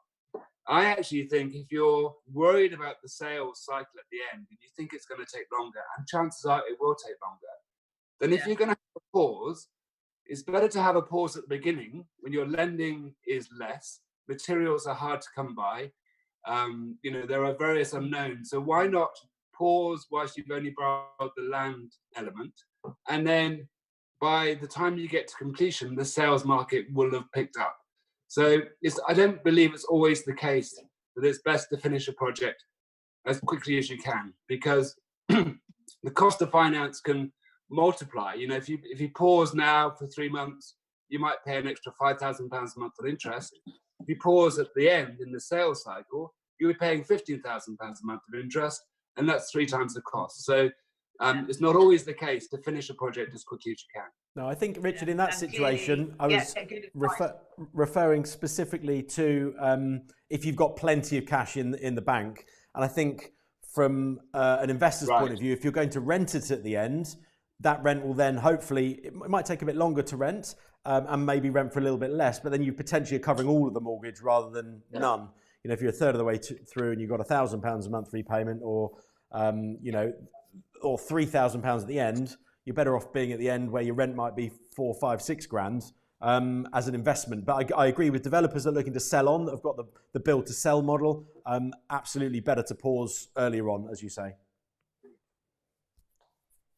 Yeah, and actually, Nick, that's a really good point. Kate, I hope you don't mind me asking Nicholas. Actually finished.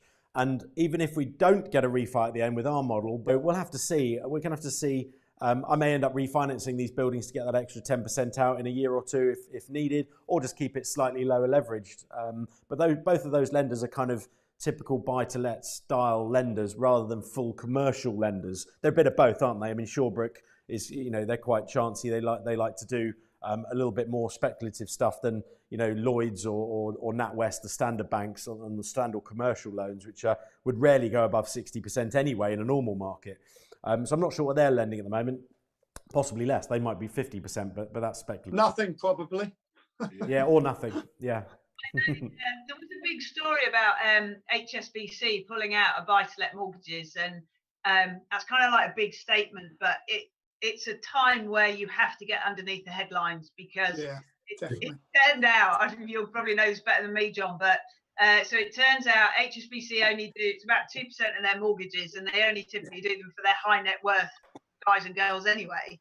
So it actually didn't mean anything, really. And I think that's one of the things you've got to watch is No. that, and for me, having the opportunity to talk to these guys today who really understand the nitty-gritty of this stuff as opposed to reading the papers. I mean, I saw something in the Express the other day, and I don't normally slate journalists for obvious reasons, but this person clearly knew nothing about the housing market. She got a press release, banged it in with a couple of other stories, and it was just an utter disgrace. And I called her out for it because it was, people will believe what she says, and it was just a very, it was a property price piece written by somebody that hasn't got a clue, probably wasn't even, was still at school when the last recession was.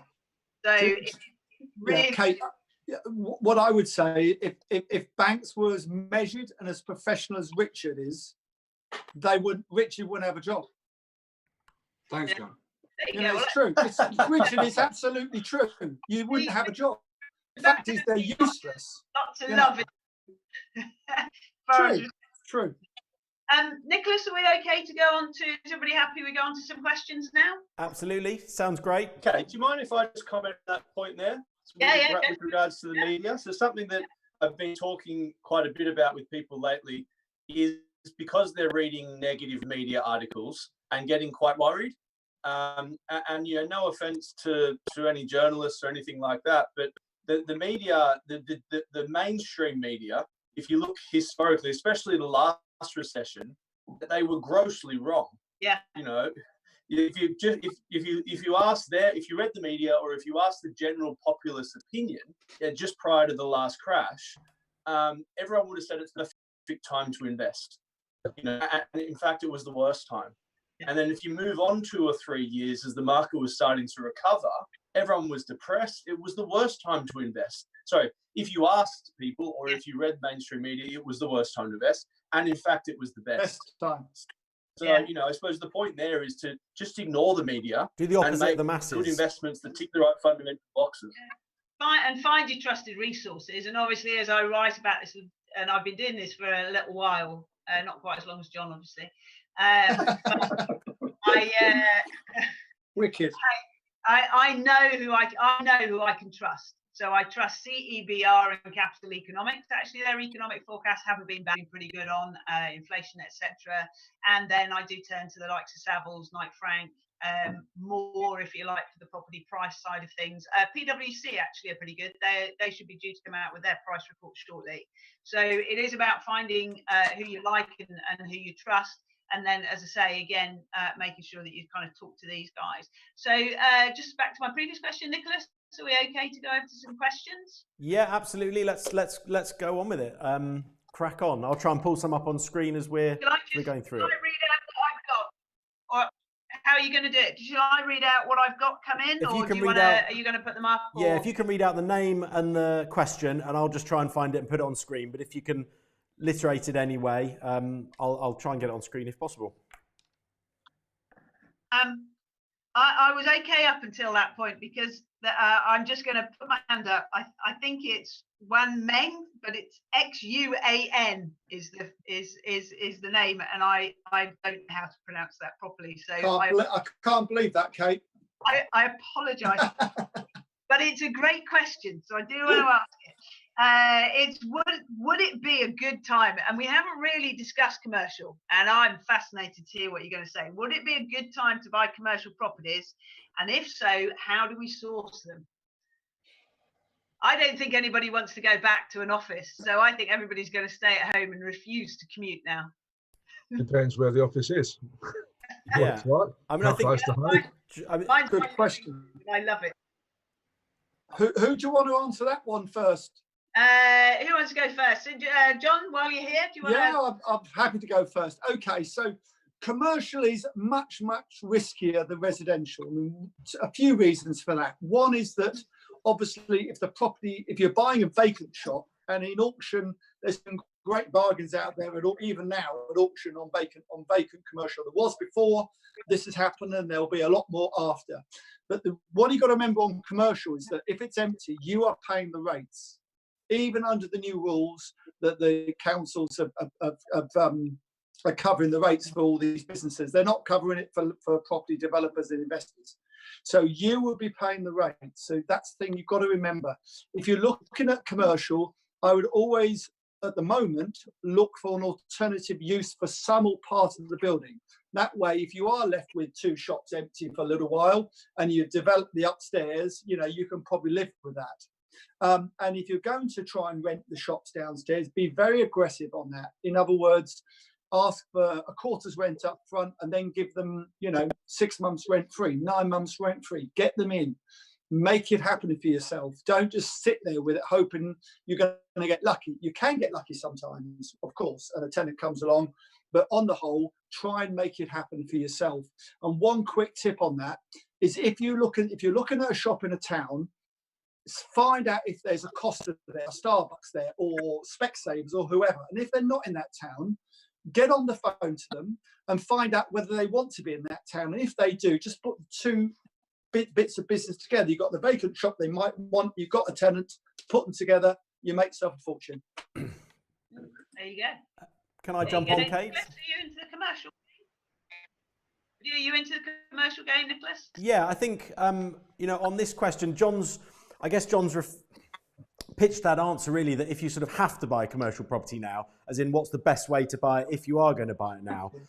I don't think it's the best time to buy it now if you're buying it to retain as a commercial investment. I think you might be best off waiting another couple of months, trying to pitch the sort of bottom of the market there, see how many people yeah, I agree. I mean, Nick, I would agree entirely with that. Yeah. You know, there's no rush. No rush. No, exactly. And like you said, when you do end up buying it, do those things to protect yourself and try and get a pre-lease, try and negotiate with the current owner on securing it with some favourable delayed terms, perhaps to give you a few months to secure a tenant, for example. The other opportunity, which... Nick, the other thing I did mention, of course, is funding. It's very hard to fund empty, vacant commercial property. Very hard to fund. Very true, yeah. Yeah. And I think I didn't touch upon some of the bigger opportunities. Find your tenant first. Some of the bigger opportunities here that I wanted to touch upon as a developer was buying offices now as commercial to residential conversions is potentially a great time, or in the next couple of months going to be a great time. So buying it to convert almost couldn't be a better time, because you want to buy it now if you've got the funds to do so and plenty of buffer and, you know, caveat, all that kind of stuff, and you've got some funding agreed or you've got the cash. Buy it now, develop it for the next 12 months, or more, you know, how big the site is, and then you've got a site when everything's coming back. Hopefully, residential lets will be on the up. So I think it's going to some of the great opportunities that are going to come out of this for conversion developers like ourselves is buying these vacant offices where people have gone bust, picking up fringe offices and retail that, you know, pubs that have gone bust, restaurants that are in suitable buildings, all this kind of stuff. Unfortunately, you know, it's sad to see these things go wrong, but, you know, what are those buildings going to turn into afterwards? It's unlikely they will go immediately back to offices. Working from home is going to change the way people have worked for, you know, forever potentially. So I think there's opportunities there in the office market for conversions. I think it's, you know, for the next 2 or 3 months and beyond, I think it's probably a terrible time to be buying it as an office investment. I'd certainly be holding off for, you know, a fair few months until you see significant office demand again, and see if there is going to be a significant office demand.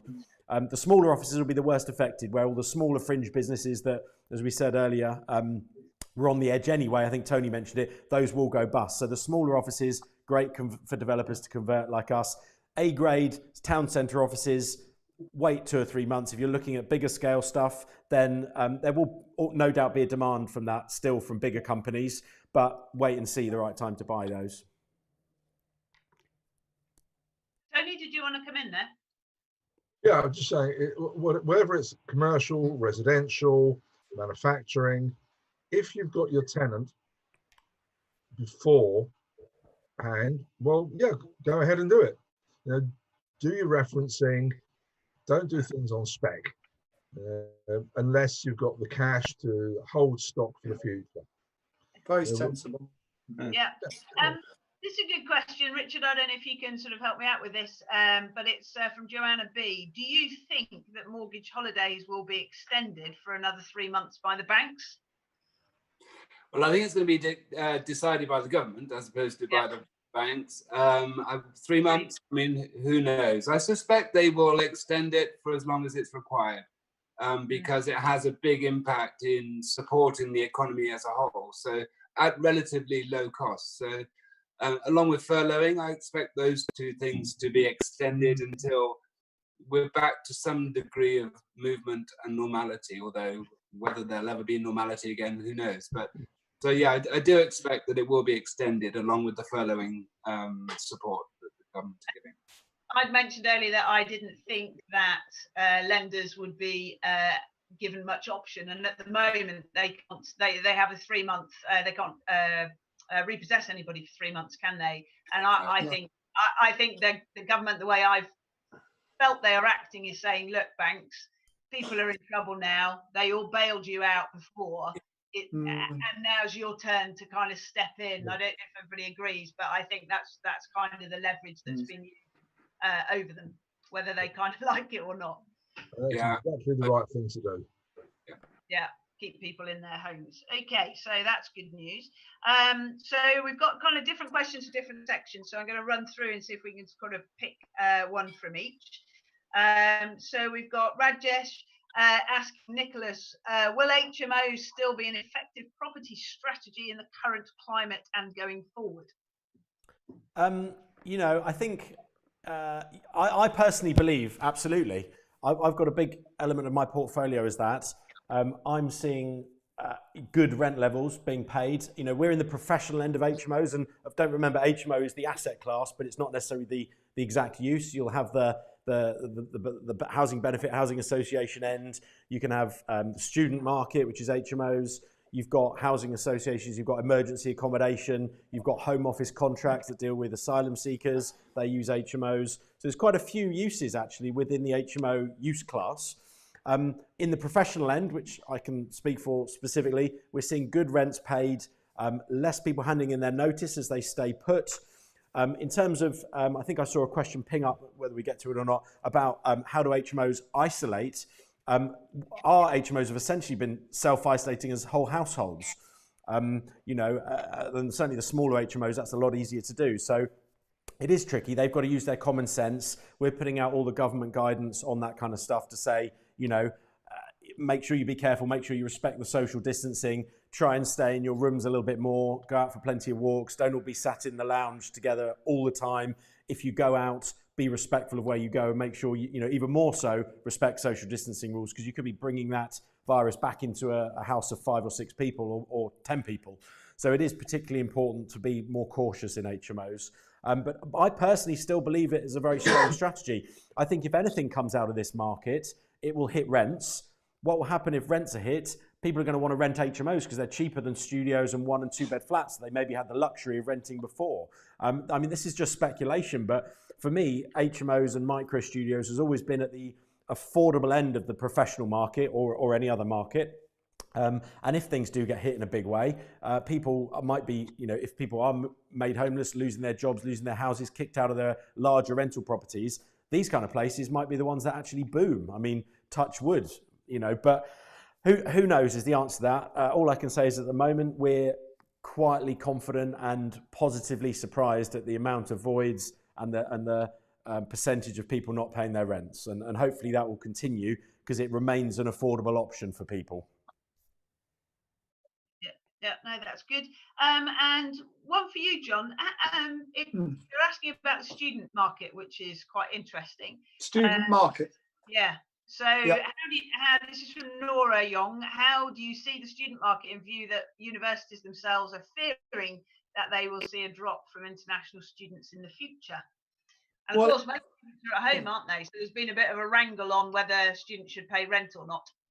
Well, I've got no sympathy for these universities. They've been raking in an absolute fortune from the government. You know, one tutor for 3 years studying or whatever. It's absolutely appalling in my view. And by the way, my stepdaughter last year was studying legal, and the tutors were on strike for some of the year. I mean, it's disgraceful. But anyway, in terms of accommodation, it's become much more professional over the last few years with insurance companies investing into this type of accommodation, purpose-built blocks. It's very slick. It's very professional now. A friend of mine built 3,000 rooms for Lincoln University a while ago. It's very slick. It's very professional. And most of the big players in the student market have got fairly deep pockets. And although they'll lose, I honestly do believe they'll lose some of the foreign students who, by the way, get charged a lot more money by the universities. I think on the whole, it's still pretty solid. I would be cautious of investing in, you take Sheffield, 70,000 students in Sheffield. While always check when you're buying a property to let to students, that they're not just about open a brand new spanking new, all singing, all dancing accommodation closer to the university than the way you are, because that can really affect the rents you get and who you're going to rent it to. Yeah. Anybody else want to come in on the student market? Thoughts? Yeah, I've got a thought. So it's another question that we get asked a lot about, because obviously the yields are generally quite attractive with student-let properties. And there is a big difference between a residential property let to students and a purpose-built student accommodation unit. You know, purpose-built student accommodation units are commercial properties. They're not residential. In my view, they're more service accommodation, and there's a limited resale market for them. Quite often because they come with long rental guarantees and their value is strongly linked to the yield. So if that guarantee runs out and the yield isn't kept up, the value will quite often drop. So you need to be a bit careful about, again, what's right for you in that scenario. Because if you're buying, you know, a student pod with a 5 or 10 year rental guarantee, is that actually the right thing for you? If you're still looking to build a portfolio, probably not, because that's not going to help you build a portfolio. It's just going to give you a decent yield. But, you know, if you're retired and income's your main focus, maybe it is. Yeah. Okay. And another question we've got from Mahel Madlani. Many people who converted houses into HMOs with 6+ rooms got commercial valuations and these have been pulled back. What do you think will happen if the commercial loans market crashes? So I suppose the first question is, will that commercial loan market crash? And if so, how do you think things will pan out? Richard, I wonder if you can give us a view on the lending side. Well, I think for HMOs in particular, I think from a lender's point of view, it's probably a safer bet than a buy-to-let, because, you know, you don't necessarily have a complete void. You have 1 or 2 rooms empty, but you still got money coming in. So the likelihood is the interest is being serviced. So from a lender's point of view, I think a HMO is a safer bet than a buy-to-let, even though it's lent as a commercial mortgage as opposed to a buy-to-let mortgage. So I personally don't think that is going to happen. If anything, I think the HMO mortgage market, and even for crowdfunded and peer-to-peer lenders, is a good market, and we do a lot in that area, and we're looking to do more in that area. So I don't believe it's going to be a problem personally. Okay. And next one for Tony. We understand that Paragon have, I think they left their name. We understand that Paragon have stopped lending to LLP structures, believing that their beneficial interest assignment is not valid. Is this true, and how would it be mitigated? Well, if Paragon want to contact us directly and make the statement of facts, then we can answer the question. But as far as we're concerned, every lender on the market is happy with what we do. Yeah. Security remains unaffected. So trying to answer an anonymous question, speaking on behalf of a lender who hasn't contacted us directly, and so far we don't have any problems with. Yeah, it's a bit of a spoiler. News to you as far as you're concerned. Fine. And ultimately, they're lending to the individual, and the lender's security is not affected in any way. Okay. And do you think we've had a few questions on the Section 24? I'm guessing they're not going to reverse that. You think that whether that's an educated guess, uneducated guess, wet finger in the air, the answer is correct. There's no way on earth that any government is going to reverse it until such time as they have extracted the maximum squeak from the pip. Okay.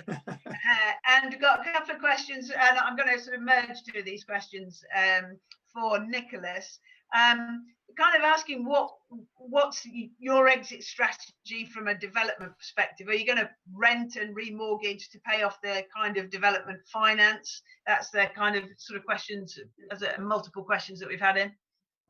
Yeah, absolutely. From our perspective, we're investors almost more than developers. We develop to add the value and to be able to pull a lot of our money back out of deals. So we became developers after we sort of used up our own money in the initial days, wanted to buy more, started working with private investors who wanted hands-free investment, working with a developer who was hands-on. So we work with loan notes and private investors who lend us money. We give them up to a double-digit return to use that money to go and buy and develop properties. We then let them out and refinance with a term loan with a larger commercial bank, likes of all the main high street banks, Shawbrooks, West Ones, all these kind of people. So ultimately, the refi is the exit. We can cover our rents because we build really strong asset classes that really sweat the asset, is what I'd describe it as. Ultimately, micro studio box, HMOs, that kind of thing. And ultimately, we get a lot of yield. So even if our rents are down, we'll be able to cover those loans, high interest loans, even if it took a bit of time to refinance. So we're going to refinance as soon as possible because we don't want to be stuck on the higher rate lending with private investors or bridge loans or development loans. We want to be off those as soon as it's finished and as soon as possible. We're also not going to jump in a month or two early if we can see the LTVs creeping up and the interest rates getting better. We're not going to jump in and take a 20-year term loan now, just in case we do get the LTVs back in a few months. So we're going to wait and take a cautious view. We'll get offers on the table from one or two lenders and then get that refi done at the right time. But we're securing that renting it, even at a reduced level, will be covering the existing loans. We won't be making any money, so it's a time to batten down the hatches. Our profit, our equity will be tied up in there, as will our profit levels on the rent equity, minus the mortgage and all the costs. So yes, it's a tricky time. We're not going to be making a huge amount of money for a few months, but yeah, we've got a refi planned, and it's just about timing that really, and renting out in the interim. And I'd say any other developers that are build to sell developers, you want to seriously consider trying to let those properties if they're not going to sell right now. Absolutely critical to get some income in. Don't think you're going to sit there for 6 to 9 months waiting for the market to change and you'll sell them, because likely the values are going to be hit for a good 6 months. And I would seriously consider renting those, and that might give you a refinance option as well, rather than being stuck on a high rate loan. I wonder if Richard's got anything to add to that comment. That'd be my approach. Yeah, Nick, I completely agree, and it's something that we're talking to a lot of our developers about, using rental as an exit. The challenge really is that the lenders are lowering their loan to value. So if a developer's completed the project on a 25% margin even, then they're looking to try and get 75% mortgage, and that's not available. However, they can top up what they can get, say 65% from a typical lender, with additional finance that's based on a 5-year term or longer from platforms like ours. So I think taking an option is a good route, but sometimes you need support, maybe some equity investment or some mezzanine money to mean that you can exit via a rental strategy as opposed to a sales strategy. Okay. And I think this next question is one for everybody, really. I'll perhaps start with you though, Paul, just to give you a heads up. It's a big question because it's how are valuers going to start valuing property post the lockdown? So how does a lender of value approach this? Because of course can they sit there and go, well, I did the valuation in March and no, it hasn't changed? Or are they obliged with everything that's going on to say, I'll knock off 10% when there's actually no evidence of what the value is? It's quite a tough, if you're sitting there as a valuer, that's quite tough, but it's also something that investors and buy-to-let people need to understand the process. Yeah, I expect it probably will be a rather painful process. Valuers are a bit of a law unto themselves in the best of times, and can cause issues in the best of times that shouldn't be an issue. Yeah. So I think it is something that we'll need to try to navigate, keeping in mind that you don't have to take on board a valuer's opinion. You can always apply for a revaluation or switch lenders to get around such things. But Yeah, the problem is, I think a lot of it often does come down to the personal opinion of that valuer, which shouldn't be the case. No. But you know, we start. They do have to abide by all their. They have quite strict criteria, don't they? Yeah, that they do, and they do. But some valuations I've seen have been absolutely ridiculous. You know, for example, we were seeing undervaluations due to Brexit when the market was going up. You know, right. Because of the referendum, we were getting undervaluations, and the reason was Brexit. And how does that make sense when the market is still increasing in value? Total utter madness. Yeah. Go on then, John. Come on in on this. Your thoughts. Well, you know, it's a challenge. Valuers, we're all holding our breath when a valuer goes round anyway to any development, Kate, because they are, you know, it's a difficult job, put it like that.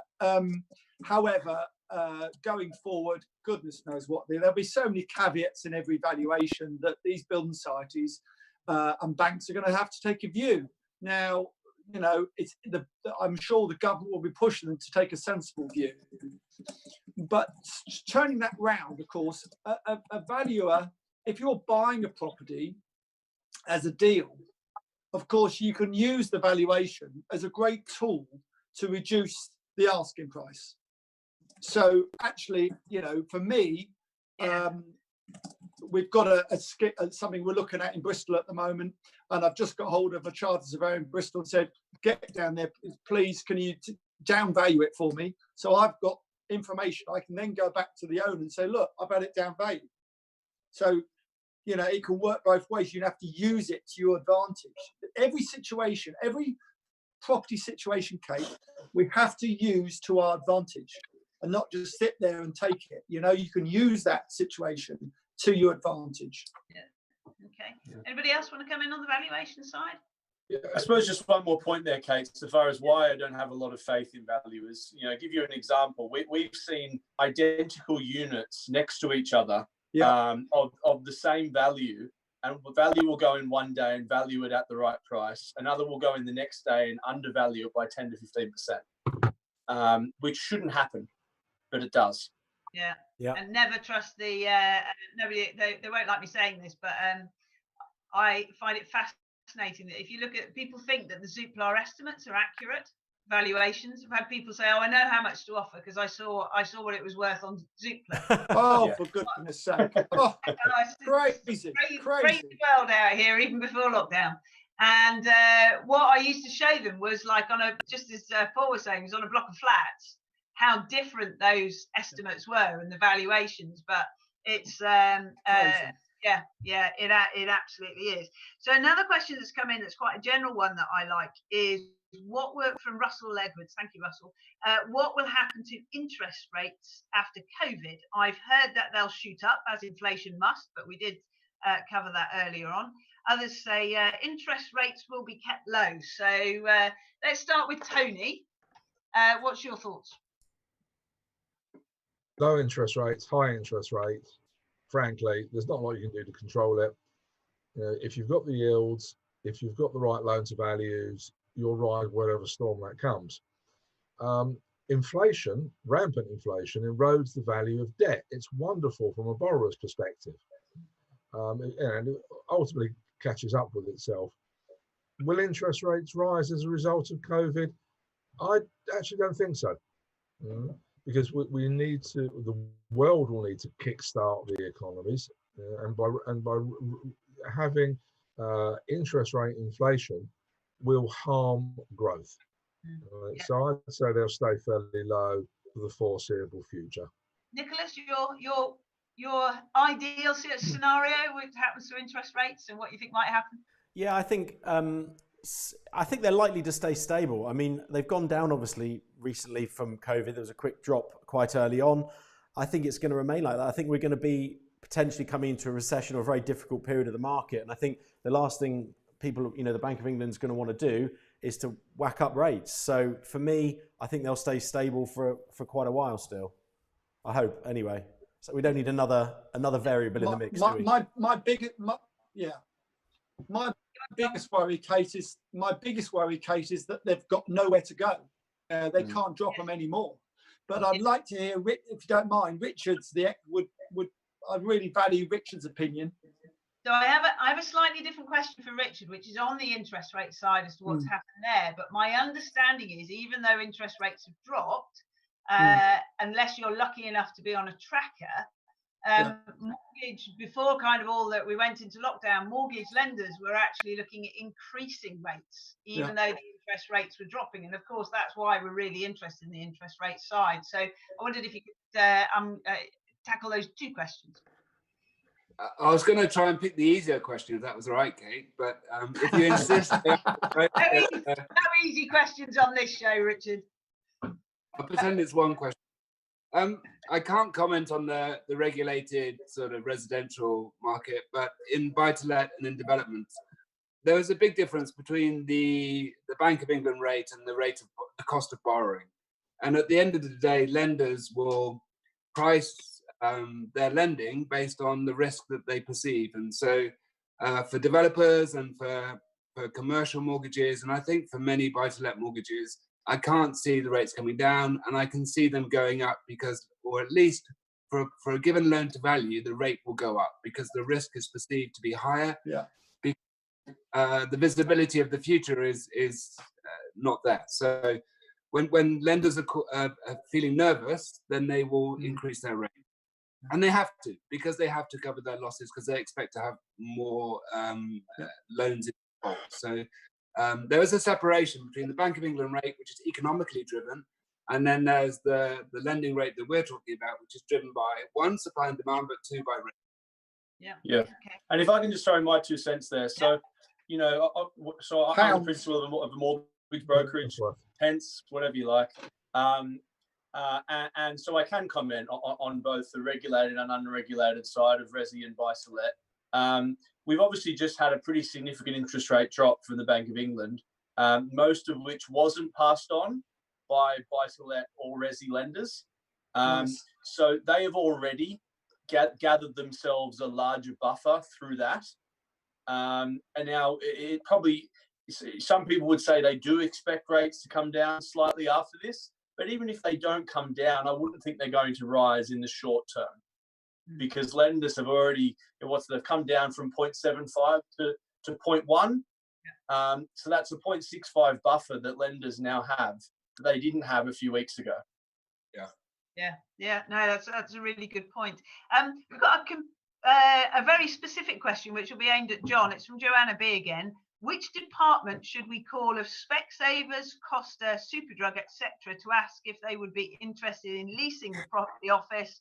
Can we find out up front their criteria for a place to rent? Of course you can, Joanna. Go on the website, and if they've got a property section, if they've got a property department, go to that property department. If they don't, they will likely to put you on to their property advisors. It might be Savills, it might be one of the big boys. They will give you a list of where they want to have premises, all the towns in the country where they're looking, and get hold of that. And good luck. Brilliant. Thank you. This one is from the Intrepid 121. Fabulous name. What is the view on rent default and payment plans once the furlough ends? So I guess that's really asking how do you kind of follow up on those? Nicholas, is that one for you? Yeah, okay. I guess the view on it is, like any default, when you're trying to work with tenants, you've got to look at their personal circumstances. You know, the best way of doing it is doing it before they rent from you. So it's good ID checks, good referencing. If you can take a guarantor in this current time, all the better. Don't be shy of asking for a guarantor from anyone right now. We're going to ask for it. Some might say no. They might be foreigners living here. The guarantor might be useless because they're living elsewhere. But I'd be, doing all your upfront checks to try and avoid those kind of default issues in the first place. If they do come up, you've got to take a pragmatic view on it and look at that tenant and look at their ability to pay going forward, and listening to what they say. It's all about, what I said earlier, communicating with the tenants, understanding their situation. If they're communicating with me, I'm far more flexible than if they're not. If they're blanking me, I'm just going to whack in a money claim online or my team will, and we'll go after them for the full amount of the debt with the bailiffs. If they're communicating with me and saying, look, I'm in hardship, I've got these issues, here's the evidence of those, can you help me out with a payment plan, here's what I can afford to pay, we'll probably work with them, and we'll certainly, there might be a bit of negotiation there, whether we fully believe them or not, but we'll certainly work with tenants that are under genuine difficulty and effects from this situation or any other situation in normal rentals. So I guess the answer to that is just try and avoid it in the first place. So any new tenants you're taking on, be extra cautious on your checks. There are less tenants about, so that the temptation is to do less checks and just grab them in. But actually there will be some bad tenants out there, professional bad tenants, taking advantage of this situation, hammering your rents down and then not paying, knowing they're not being evicted. So don't fall to that temptation. Once you've got someone interested, if they're genuinely interested, they won't have any issues going through the normal rent checks. They won't have any issues answering questions to you. So definitely do more than normal checks. Try and get a guarantor. Try and avoid it going forward. Fantastic advice there. A really good question actually from Royal Berkshire Developments. If the job market suffers during the recession, do you think the government will incentivise than any past Tory government? And knowing one or two of the characters in the cabinet, not well, but I know them a little bit, they are, the one thing about Boris is that he allows people to get on with it. He doesn't interfere. He's not Theresa May. He's not a control freak. He lets them get on with it, and he gives them confidence to go out there and come up with ideas outside the box. And I think that's clearly what they're going to have to do anyway. And actually, probably, I'm not saying Boris hasn't got his faults, which I'm sure he has, like everyone, but actually to have someone like him at the helm at this time is probably, it's the right time for him. It's almost like a wartime, a bit like a Churchill, almost like a wartime. Churchill was a very poor prime minister in peacetime, but an excellent prime minister in wartime. And I think with Boris, that's probably what we've got. Okay, Tony, any thoughts? No, I'd agree exactly with John on this one. It's not a left or right issue. Students having to pay heavily into debt to degrees that they can't use, frankly, is a waste of time. Far better to have some out of the box thinking. If you can pay, you should pay. If you've already paid into the system, look at ways of making education for people more accessible, more affordable. And going to uni, frankly, is not the answer or the right choice for everybody. Yeah. Far better, to go back to some of the technical colleges, secretarial colleges, real life skills where people, can earn a living from the get-go, as opposed to getting in debt and finding they've got a degree that they can't use and nobody wants to hire them with. And I think apprenticeships, people often don't realise how vast they are. So, I mean, I know agents do them now. I believe there's even some legal stuff out there from the apprenticeships. There is, yeah. We have 4 apprentices. Yeah. What you've got 4 on your side as well. So admin and marketing support. Yeah. Really, really worth looking at that. Absolutely. We've got quite a good one from, it's just disappeared. I had a good one. This is from Chris Groves. So if you've got a 75% loan value mortgage, prices fall by 10%, then the mortgage company, what if they demand a kind of 10% extra deposit? How do you think, and I guess this is one for you, Paul, do you think the LTV clawback clauses are gonna be called in at all?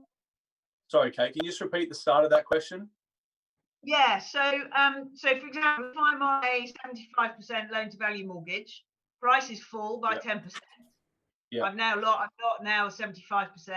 So there is a clawback, isn't there, with the mortgage, with the lender? No, there's not. No, the vast majority, if not all, mainstream buy-to-let lenders don't have the ability to claw back the mortgage until there is a change of terms, which would be a remortgage or the end of your term.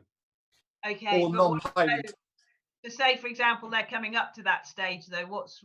Oh, right. Sorry. So yes, if they need to exit that current product, then yes, there would likely need to be a revaluation. Perhaps if they were to stay with the same lender, they may not need one. But if they were to switch to a different lender, they likely would. And if they've gone therefore above the 75% range, you know, their options, I suppose, are to look at some of the lenders who are doing higher loan to values. So there are lenders that will lend up to 85% for buy to let, but the costs will be higher, or to inject a bit more cash into the property. But I would have thought that hopefully, if it's a good property, if they've bought well, and they've gone through the entire mortgage term for buy to let, which is usually a minimum of 10 years. Yeah. Unless they're talking about the initial period running out. Yeah. And if that's the case, I'd say probably if you are in that sort of, you know, a difficult equity position, probably just hold on and pay the slightly higher rate until your property recovers in value.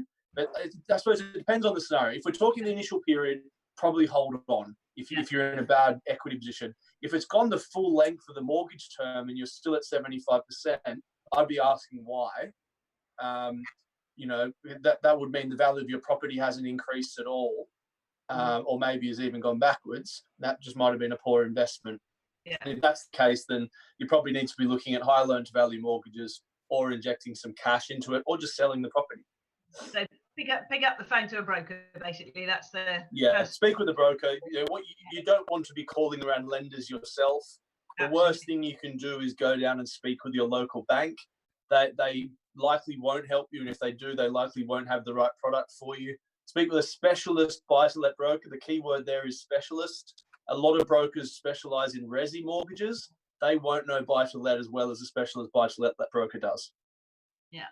And one to all of you, actually. So this is a good generic one. Say, for example, you're sitting on a lot of equity at the moment, and you're looking to invest, start a career in property.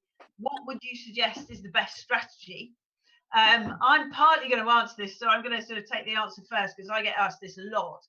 And one of the things that I always suggest to people is if you aren't in property currently, just go and get paid to learn about it as best you can. So, for example, just go if you can. Obviously, not a great time at the moment to be doing it, but prior to this, I'd say go work for an agent. Just to really get paid, go and learn your market and learn the ropes and see other people's mistakes. That's always my first thing. The second thing you can do is actually then look at, don't forget franchising. So I could own lots of properties and earn my money that way, but actually my love is business and my love is analysis. And that's what I enjoy. And I enjoy doing all the kind of national down to micro stuff. So I earn money from property, but I earn it as a business, as opposed to, obviously done it in the past, but as opposed to having lots of buy-to-lets, because I can't cope with house, I couldn't be bothered with house of the tenants, to be honest. Yeah. So don't just think you've got that money, put it into property, and that's going to deliver. Tony, just coming to you, I think the other thing is that probably one of the first things you should do is have a chat to a tax person so that they can understand and make sure you release that equity in the best way. And understand how much it's going to cost you to invest. Is that? I'd probably say the first thing you want to do is ask yourself, why the hell do you want to get into property in the first place? You know, it's a sector.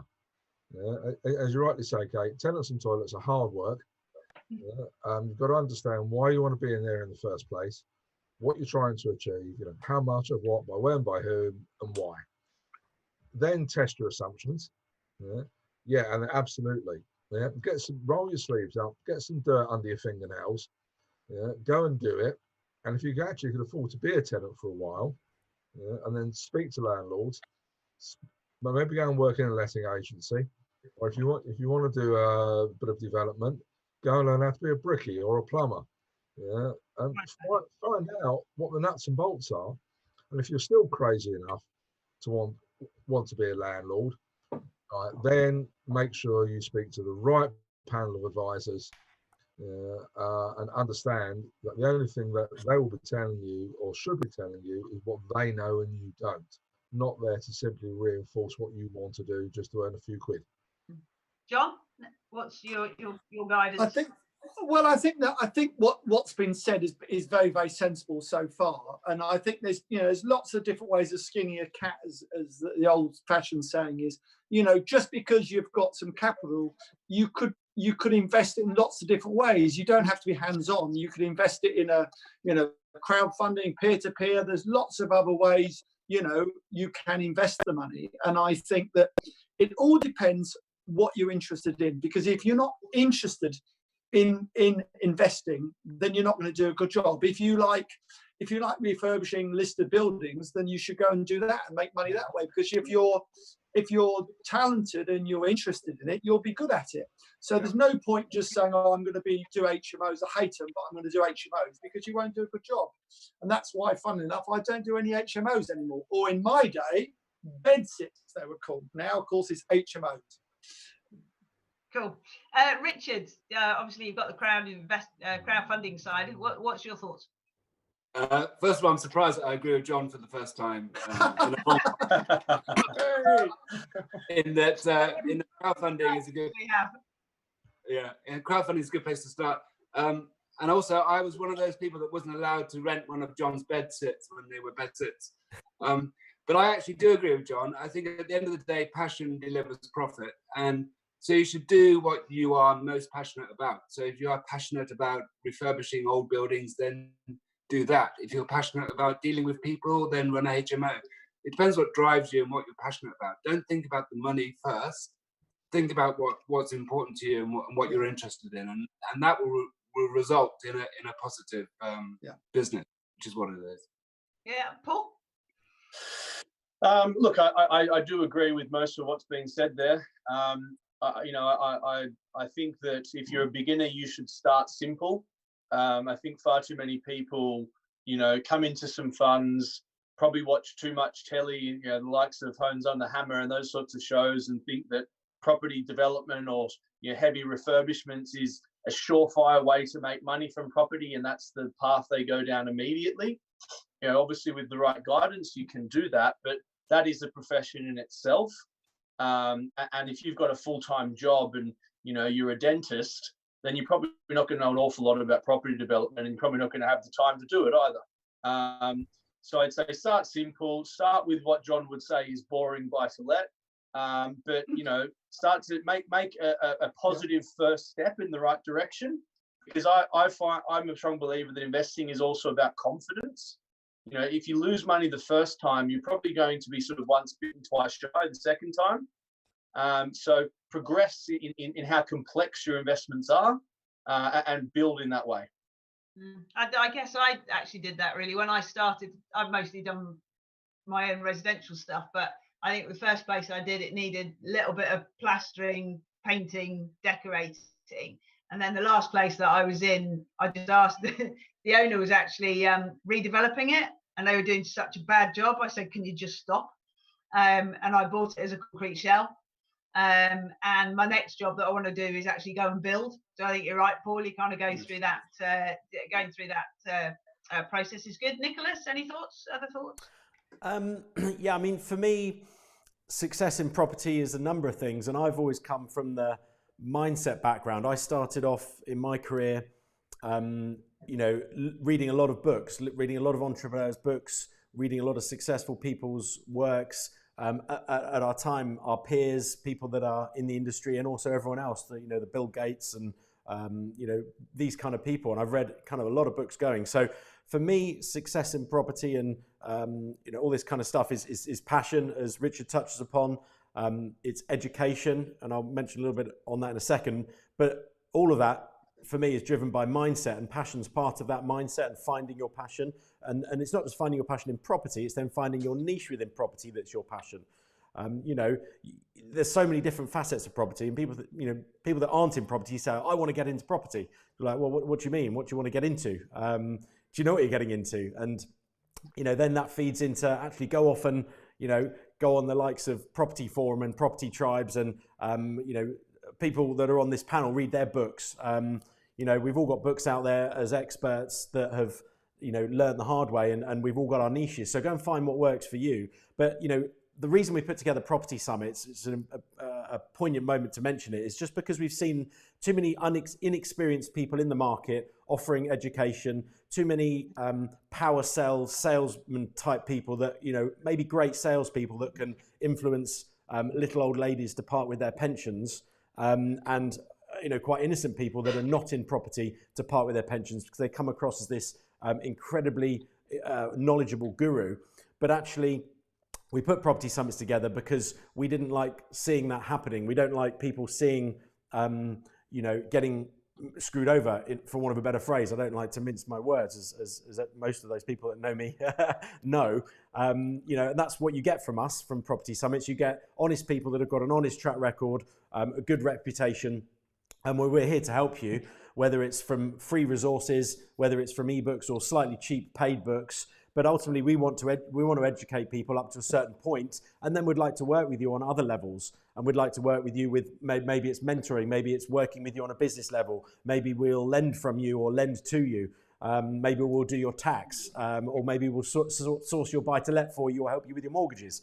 But we only really want to do that when we're confident that your education is at a certain point, and that you've got all the free and cheap education that's out there, and the honest education. We want to avoid people losing tens of thousands of pounds salesman-like property courses, and they've been around for years.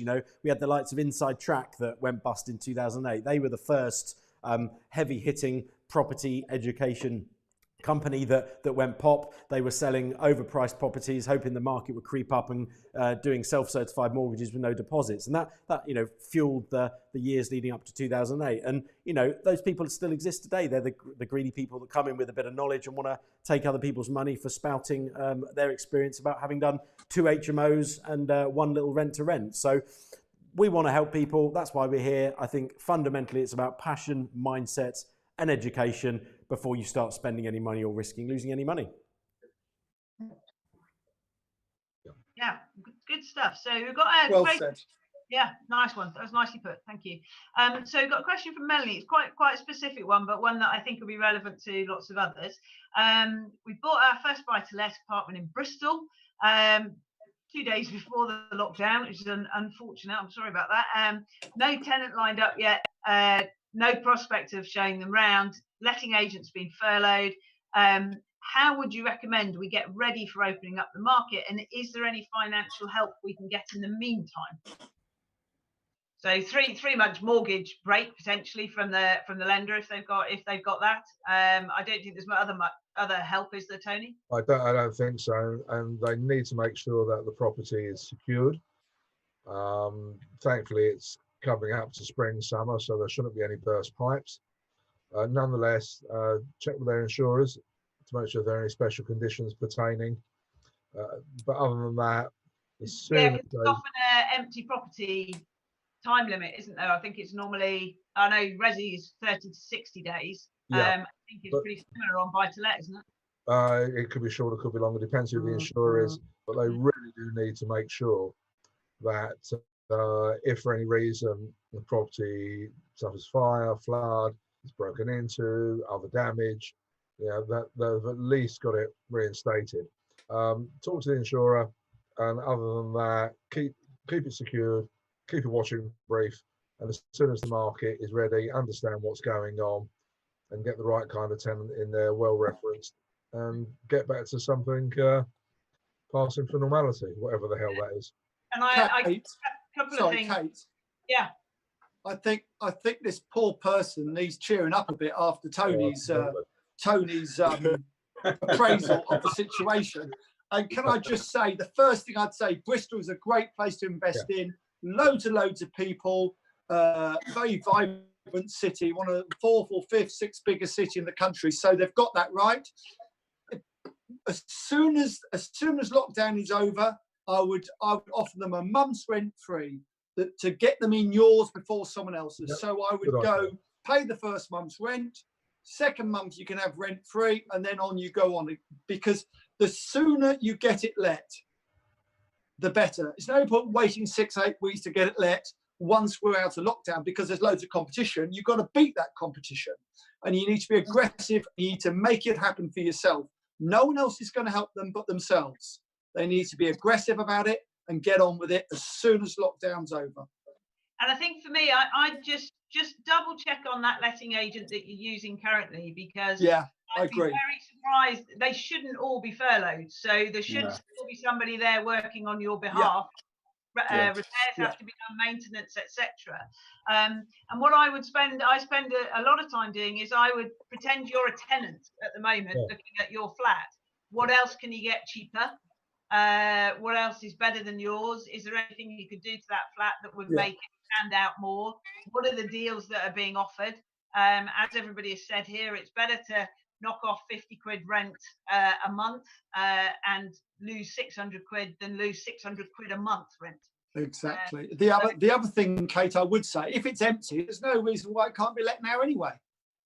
Yeah. No reason at all. So they need to get on with it. Yeah. So just double check that. Hopefully that's a little bit of help. Got another one from SS. Is it a good idea to buy new builds off plan in this situation where there are the economic forecast is very bleak? Paul, you're the expert. Yeah, look, I think it depends on the individual opportunity. You know, for example, there's a couple of different things to consider if you're buying. Well, new build and off plan are two very different things. In that, if you're buying off plan, there's more to consider. First off, you want to make sure you're dealing with an experienced developer with a long track record and strong financials. You want to make sure your deposit is protected in some way. So if they were to go bust, you get your money back. You'd want to see a strong sales track record on the development. If the development's fully funded, that's even better. Or if it's a long way through the construction process, that's good as well. All these things mitigate risk with off plan, which means that you can put yourself at the very low risk end of the scale versus for example, I've seen some off-plan developments where the developers are asking for up to 80% of the property purchase price over the build period, and therefore you're effectively funding the whole thing for them. That's very high risk. You don't want to be doing that. You want your deposits lower, you want them protected, and you want to be dealing with people with a strong track record that you're confident they'll deliver on the promises. In those right circumstances, and if you're getting it at the right price, that's always the balancing factor when buying off plan a new build. And probably the biggest thing we get when we say that's our preference is, well, they're always overpriced. And that's just not true. They're not always overpriced. And especially with off plan, sometimes you can get them at a very good price. So if the price is good, if it's ticking all the boxes of the usual fundamentals that I went through before, then yes, it can work really well. And it can work really well in the current market because transactions have gone down, but developers still want to be selling stock. So there's a bit more bargaining power at this very point in time. That'll probably end as soon as the lockdown's over. But this very point in time, there's more bargaining power. If the property's complete, then again, that's ideal. There's very little risk with that. And I'd say it's better than buying a secondhand property because it comes with a whole range of warranties. So you're going to have a much more passive and lower maintenance property for at least the first 7 to 10 years because of all the warranties that come with them. Yeah, it's a good point. Okay, can I just jump in there? One quick tip. If you find out if you go to the big house builders and you find out when their half-year results are and their end-year results are, work back 2 months, you might find yourself in a bargain because they've got to reach targets. They've been promised they're going to do this, that, and the other to the shareholders. If it looks like they're not on target, they will do some deals. Let me tell you, they will do deals in order to reach those targets at half yearly and end of year results. Yeah, and quite a few of them are January, December. So we have got June coming up fairly sharpish. Brilliant, thanks guys. So Amir's asked a good question. So say for example, you've got a property currently. Is now a good time to remortgage it so that you can take out the equity and then start investing in something like buy-to-let, but any type of investment really, just to open it up to everyone. Who would like to go first? Should I go first? Because I've literally I've just done it. So I've got a new bank manager in Mayfair who's very nice. And he's the managing director, and he emails me on a Sunday even, which is fantastic, isn't it? And I'm borrowing.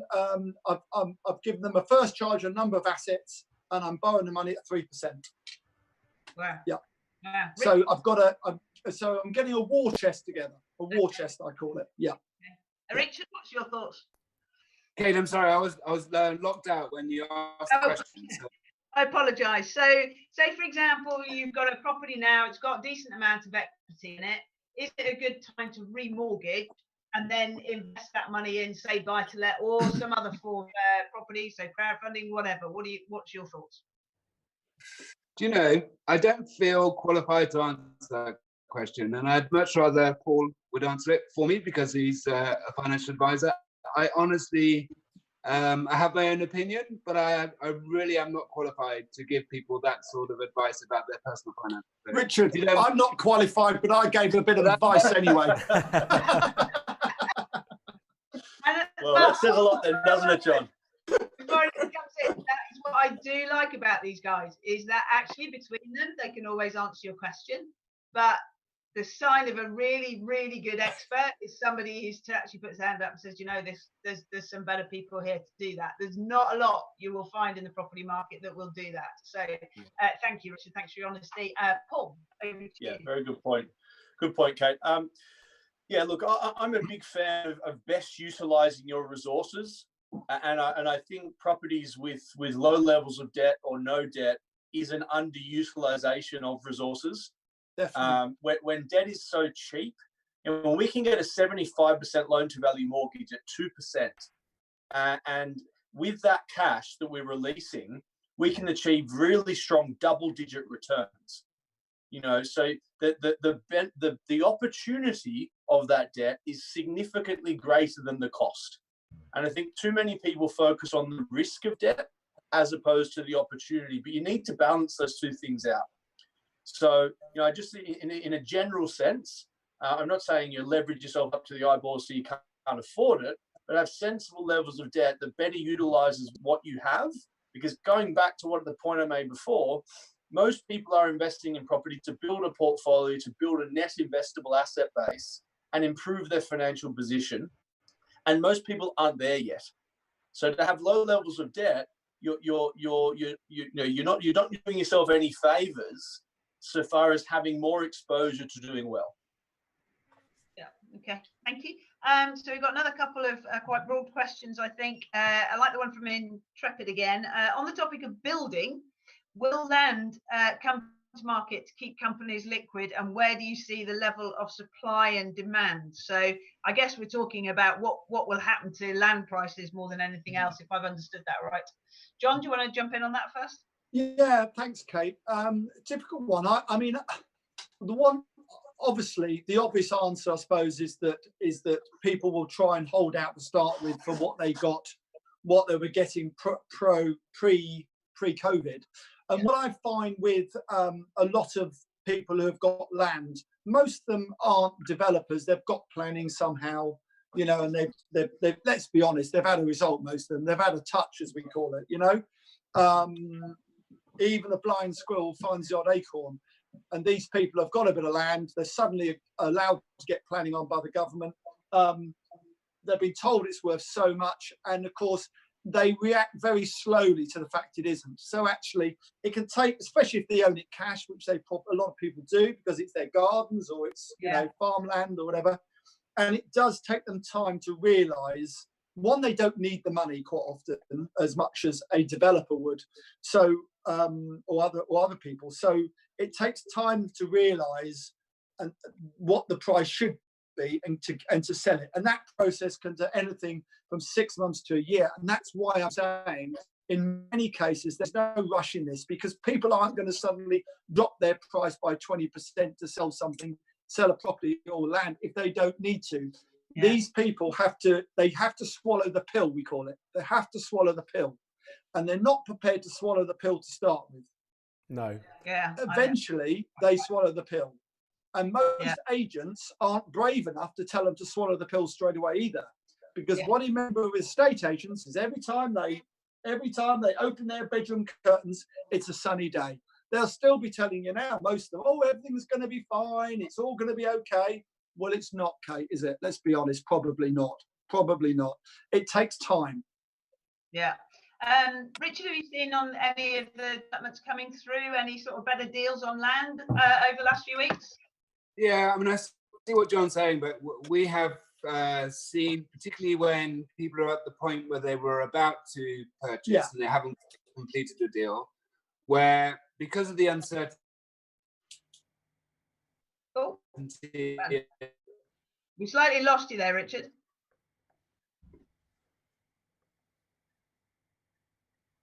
Okay, so there we go. Richard, we've lost you the last few minutes. We've missed you. Welcome back. I don't think he's back. Right, there we go. We'll move on to another. Can I quickly answer that, Weirdly, Kate? we've been talking about. Can I quickly add something to that? Yeah, on go demand. For it. Thank you for bailing me out. It's just quickly building on the point I made earlier about the opportunities. I'm going to take the phrase land as sites, you know, and that might be existing buildings for conversion. It might be land if you're new build. Ultimately, for me, there will be lots of opportunities for land coming available. So I think where, for example, the PD market, the permitted development market from office to residential, it's a big area we've been operating in. There'll be more offices coming available as lots of people have gone bust. Same with the high street and the fringe areas of high streets, lots of conversion opportunities more than ever, in my opinion. So whether it be care homes, whether it be pubs, restaurants, all this kind of stuff. I think people that have been operating serviced accommodation buildings, guest houses, hotels, there might be a number of those dropping off. Those will all be ripe for conversion back to flats, HMOs and this kind of thing. So I think the supply of land or sites will be particularly something that I'm looking at, and I'm hoping on the negative side of things, but as a developer, I'm hoping there are some great fairly priced opportunities out there that we can come back out and, you know, start to make some profit from the difficulty we can have this year, which won't be as profit making. So I think the answer is yes, there'll be some more availability. Yeah, I think that's great. Thank you very much. Richard, are you back now with us? I can see you. I don't know. I think so. I feel back. We lost you, I'm afraid. We missed you. Thanks, John. And weirdly, somebody's trying to ring me from Bristol. Isn't that funny? We've been talking about Bristol. I don't know anybody in Bristol. But anyway, Richard, sorry, you were saying about the land and the deals and whether you were getting better values coming in. Yeah, I mean, ultimately, the value of the land is calculated by working back from the value of the end development and the cost of construction. So given that there's uncertainty about the value of the end development and the cost of construction, there's a very good argument that land prices and property prices should be going down if they're development sites. So a lot of our developers are now renegotiating, even though they're midway through the purchase, that they're looking to do part payment if they don't want to lower the price, and some of them are doing joint ventures. So what we find when people have a sale, they don't want to let go of it. So it's a good time to negotiate. I don't suggest it's right to try and rape them and get the price as low as possible, but you know, that you have would to be terrible, Richard, wouldn't it? That would be a terrible thing to do. It was a figure of speech. But it, you know, you have to think about your business and the uncertainty of the exit. So the more you can do to lower the cash out at the beginning,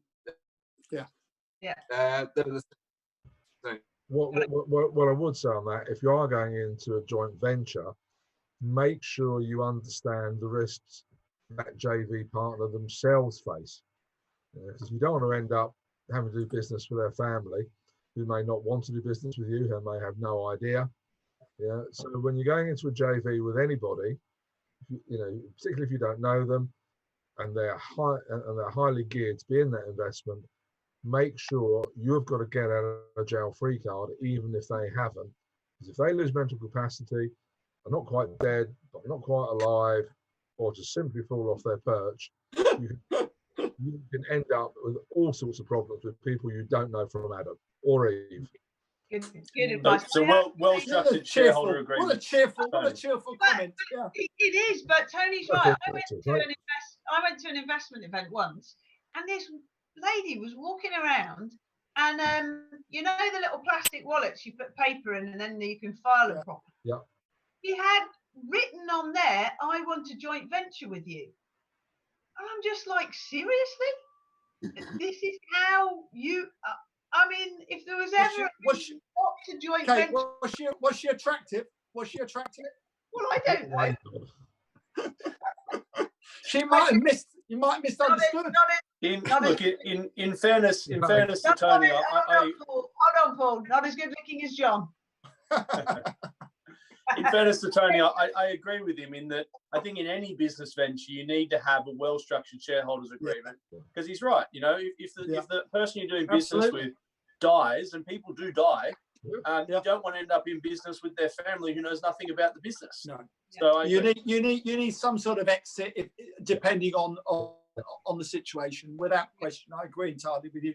And Tony was very right to bring it up. It's just a little bit. Please don't do the other thing that I see people post on Facebook is, has anybody got a legal agreement for a joint venture? Oh, Borrowed. It's just like, don't post this stuff on Facebook. I honestly, I have my head in my hands when I see stuff like that, because you're not looking after yourself. Just Paul, probably one for you actually, because it's a quick question. Are buy-to-lets still available to allow you to Airbnb? I'm kind of, and it would be quite good to get your views as the future of serviced accommodation across the board as well. But Paul, perhaps you can answer that question for us. Yeah, so good question. We actually launched a short-term let business about 2 or 3 months ago. So probably the worst possible time to do it.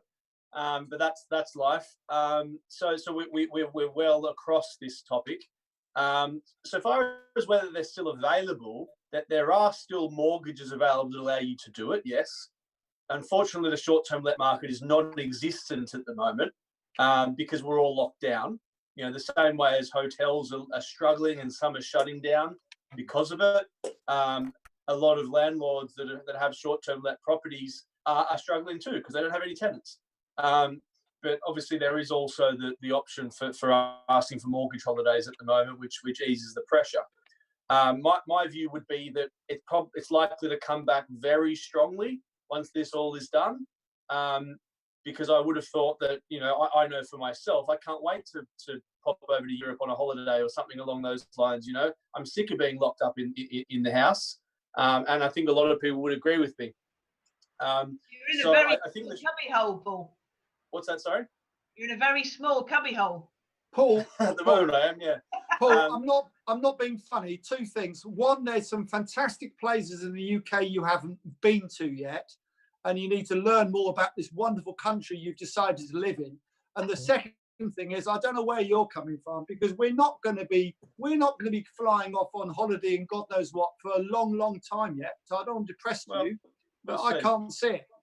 I can't see it. You know, I don't think anybody can call that at this stage, but I think when it is resolved, it will come back strongly. In the meantime, a lot of landlords are looking to let their properties to the usual sort of AST market. Which you can do, and that's about property being an investment box. Nicholas, what's your thoughts? I think, can you remind me the question? We've waffled on for a bit long there. I've forgotten the initial question.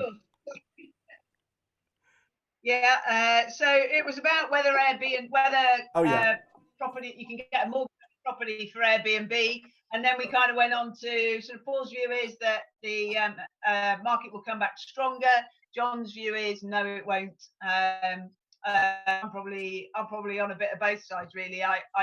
But it may be an age thing. So you're looking fairly younger than I am there. What's your thoughts? Yeah, I think the short-term market, short-term lets, you know, hotels, Airbnbs, guest houses, serviced accommodation is a particularly niche strategy in property investment that's been pitched and touted, and there are, you know, some of these guru courses on it at the moment. And I think when you look at things like rent to rent as well, where people are renting off other landlords, then doing a serviced accommodation business and renting it out to the end tenant, rent to rent's a strategy that I think is going to be hit quite hard at the moment. So in terms of mortgageability of those kind of units, no idea. I'm going to steer away from that topic. But certainly in terms of opportunities and how that will come back, I think, like John said, I don't think we're going to be coming back anytime soon. I think when we do come back, people will be cautious to integrate back into society. It's not going to be sort of the next day, everyone locked down, everyone's out fully interacting again. I think people will be cautious, and certainly the elderly population will be even more cautious. And they are from, you know, anything upwards on average of 60 years and older, maybe retired and doing an awful lot of travelling throughout the year.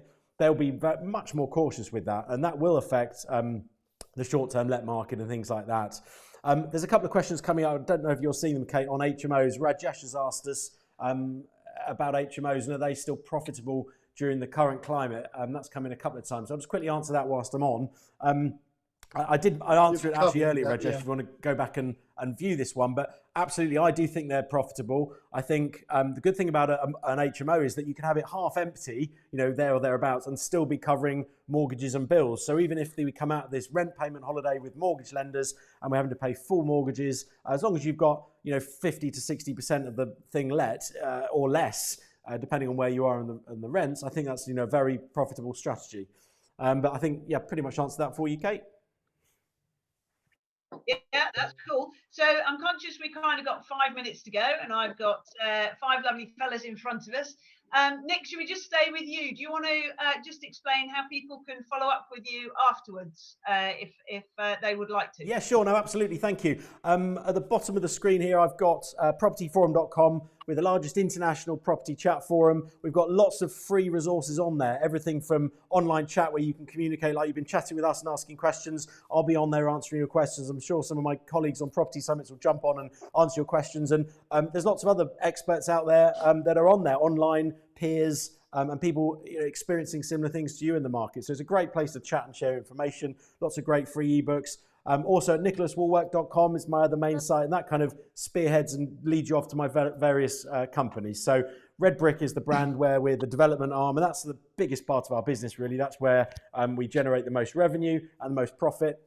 And the education side is really just to kind of help give back to the industry. But from the education side, I like to work with people on one-to-one mentoring, and that's really practical stuff. That's when you've done all the free and cheap education and you've done those kind of seminars, you've read all the books, and you need some help practically getting going. Maybe you've got a handful of properties already, you need to grow your portfolio. Those are the kind of people I like to work with on the mentoring side. If you're a hands-off investor and you're worried about where to invest your money at the moment, we're a developer. We'd like to work with you on lending your money to do new developments. Lots of opportunities out there. This week alone, I've offered on a building in Basingstoke with a long rent-free period. It's actually a lease option. We've got a lease option from years 3 to 10 on the lease. So we're going to go in there, operate the business as a beauty salon. My wife runs a beauty salon business. And once we get out of lockdown, we're going to be running that. And then we get to buy the building at the end of it. And we've also asked for permission, incidentally, to convert the top floor to residential. So we're going to create a little mixed use scheme. And the top floor, HMO, will fund the entire rent for the building. So the salon gets free rent. Loads of opportunities out there. That's time. That's well over your minute. Tony? Oh, where to contact me? They can reach me at tony.gimple@lesstaxforlandlords.co.uk. Find me on LinkedIn. Whether you've got a tax problem or not, always worth a chat. As long as you don't mind a direct answer to a direct question. Yeah, got it. Brilliant. Richard, do you want to go next? Sure. So if you're an investor or you're a developer and you want to contact me, you can do that via the platform at CrowdLords.com, or just email me at richard.bush@crowdlords.com. John? Wakey, John. Oh, sorry, it was my turn, is it? Well, I've got an agent now, so he's told me I've got to get off my backside and actually promote myself. So I've got to remember what he said to say. So I think he said, my website is johnhowardpropertyexpert.co.uk. I do some acquisition mentoring where you can throw as many deals at me over a 12-month period, and I analyse those deals and work with you to purchase them at the right money. And I do some seminars and bits and bobs. You can always get hold of me. Anybody's got any questions or problems, I'm happy to help if I can. Brilliant. And Paul? Yeah, so I run Nova Financial Group. We advise on all aspects of property investment, from helping people better understand their current situation and their goals, putting in place a suitable strategy for their situation, implementing that strategy through the research and due diligence that goes into sourcing the right properties. We also have an in-house mortgage brokerage. We do property management, and we work with people on an ongoing basis to help them review and reinvest with a focus on achieving lifestyle and financial goals. On our website, which is nova.financial, you can get a free copy of my book, which is an international bestseller now in the UK and Australia, and essentially expands on our approach to property investment. So either get in touch, happy to offer you a free consultation to review your current situation and see how we might be able to help, or if you'd like to do a bit of reading or listening, because there's an audible version as well, then you can get that on the website. Okay, so Mine's Kate Faulkner. If you want to get in touch with me for sort of general questions, these are the sort of specific experts, you can go through the contact us at propertychecklist.co.uk. And if you like the economic stuff I was talking about earlier, we update that and you can sign up to the newsletter.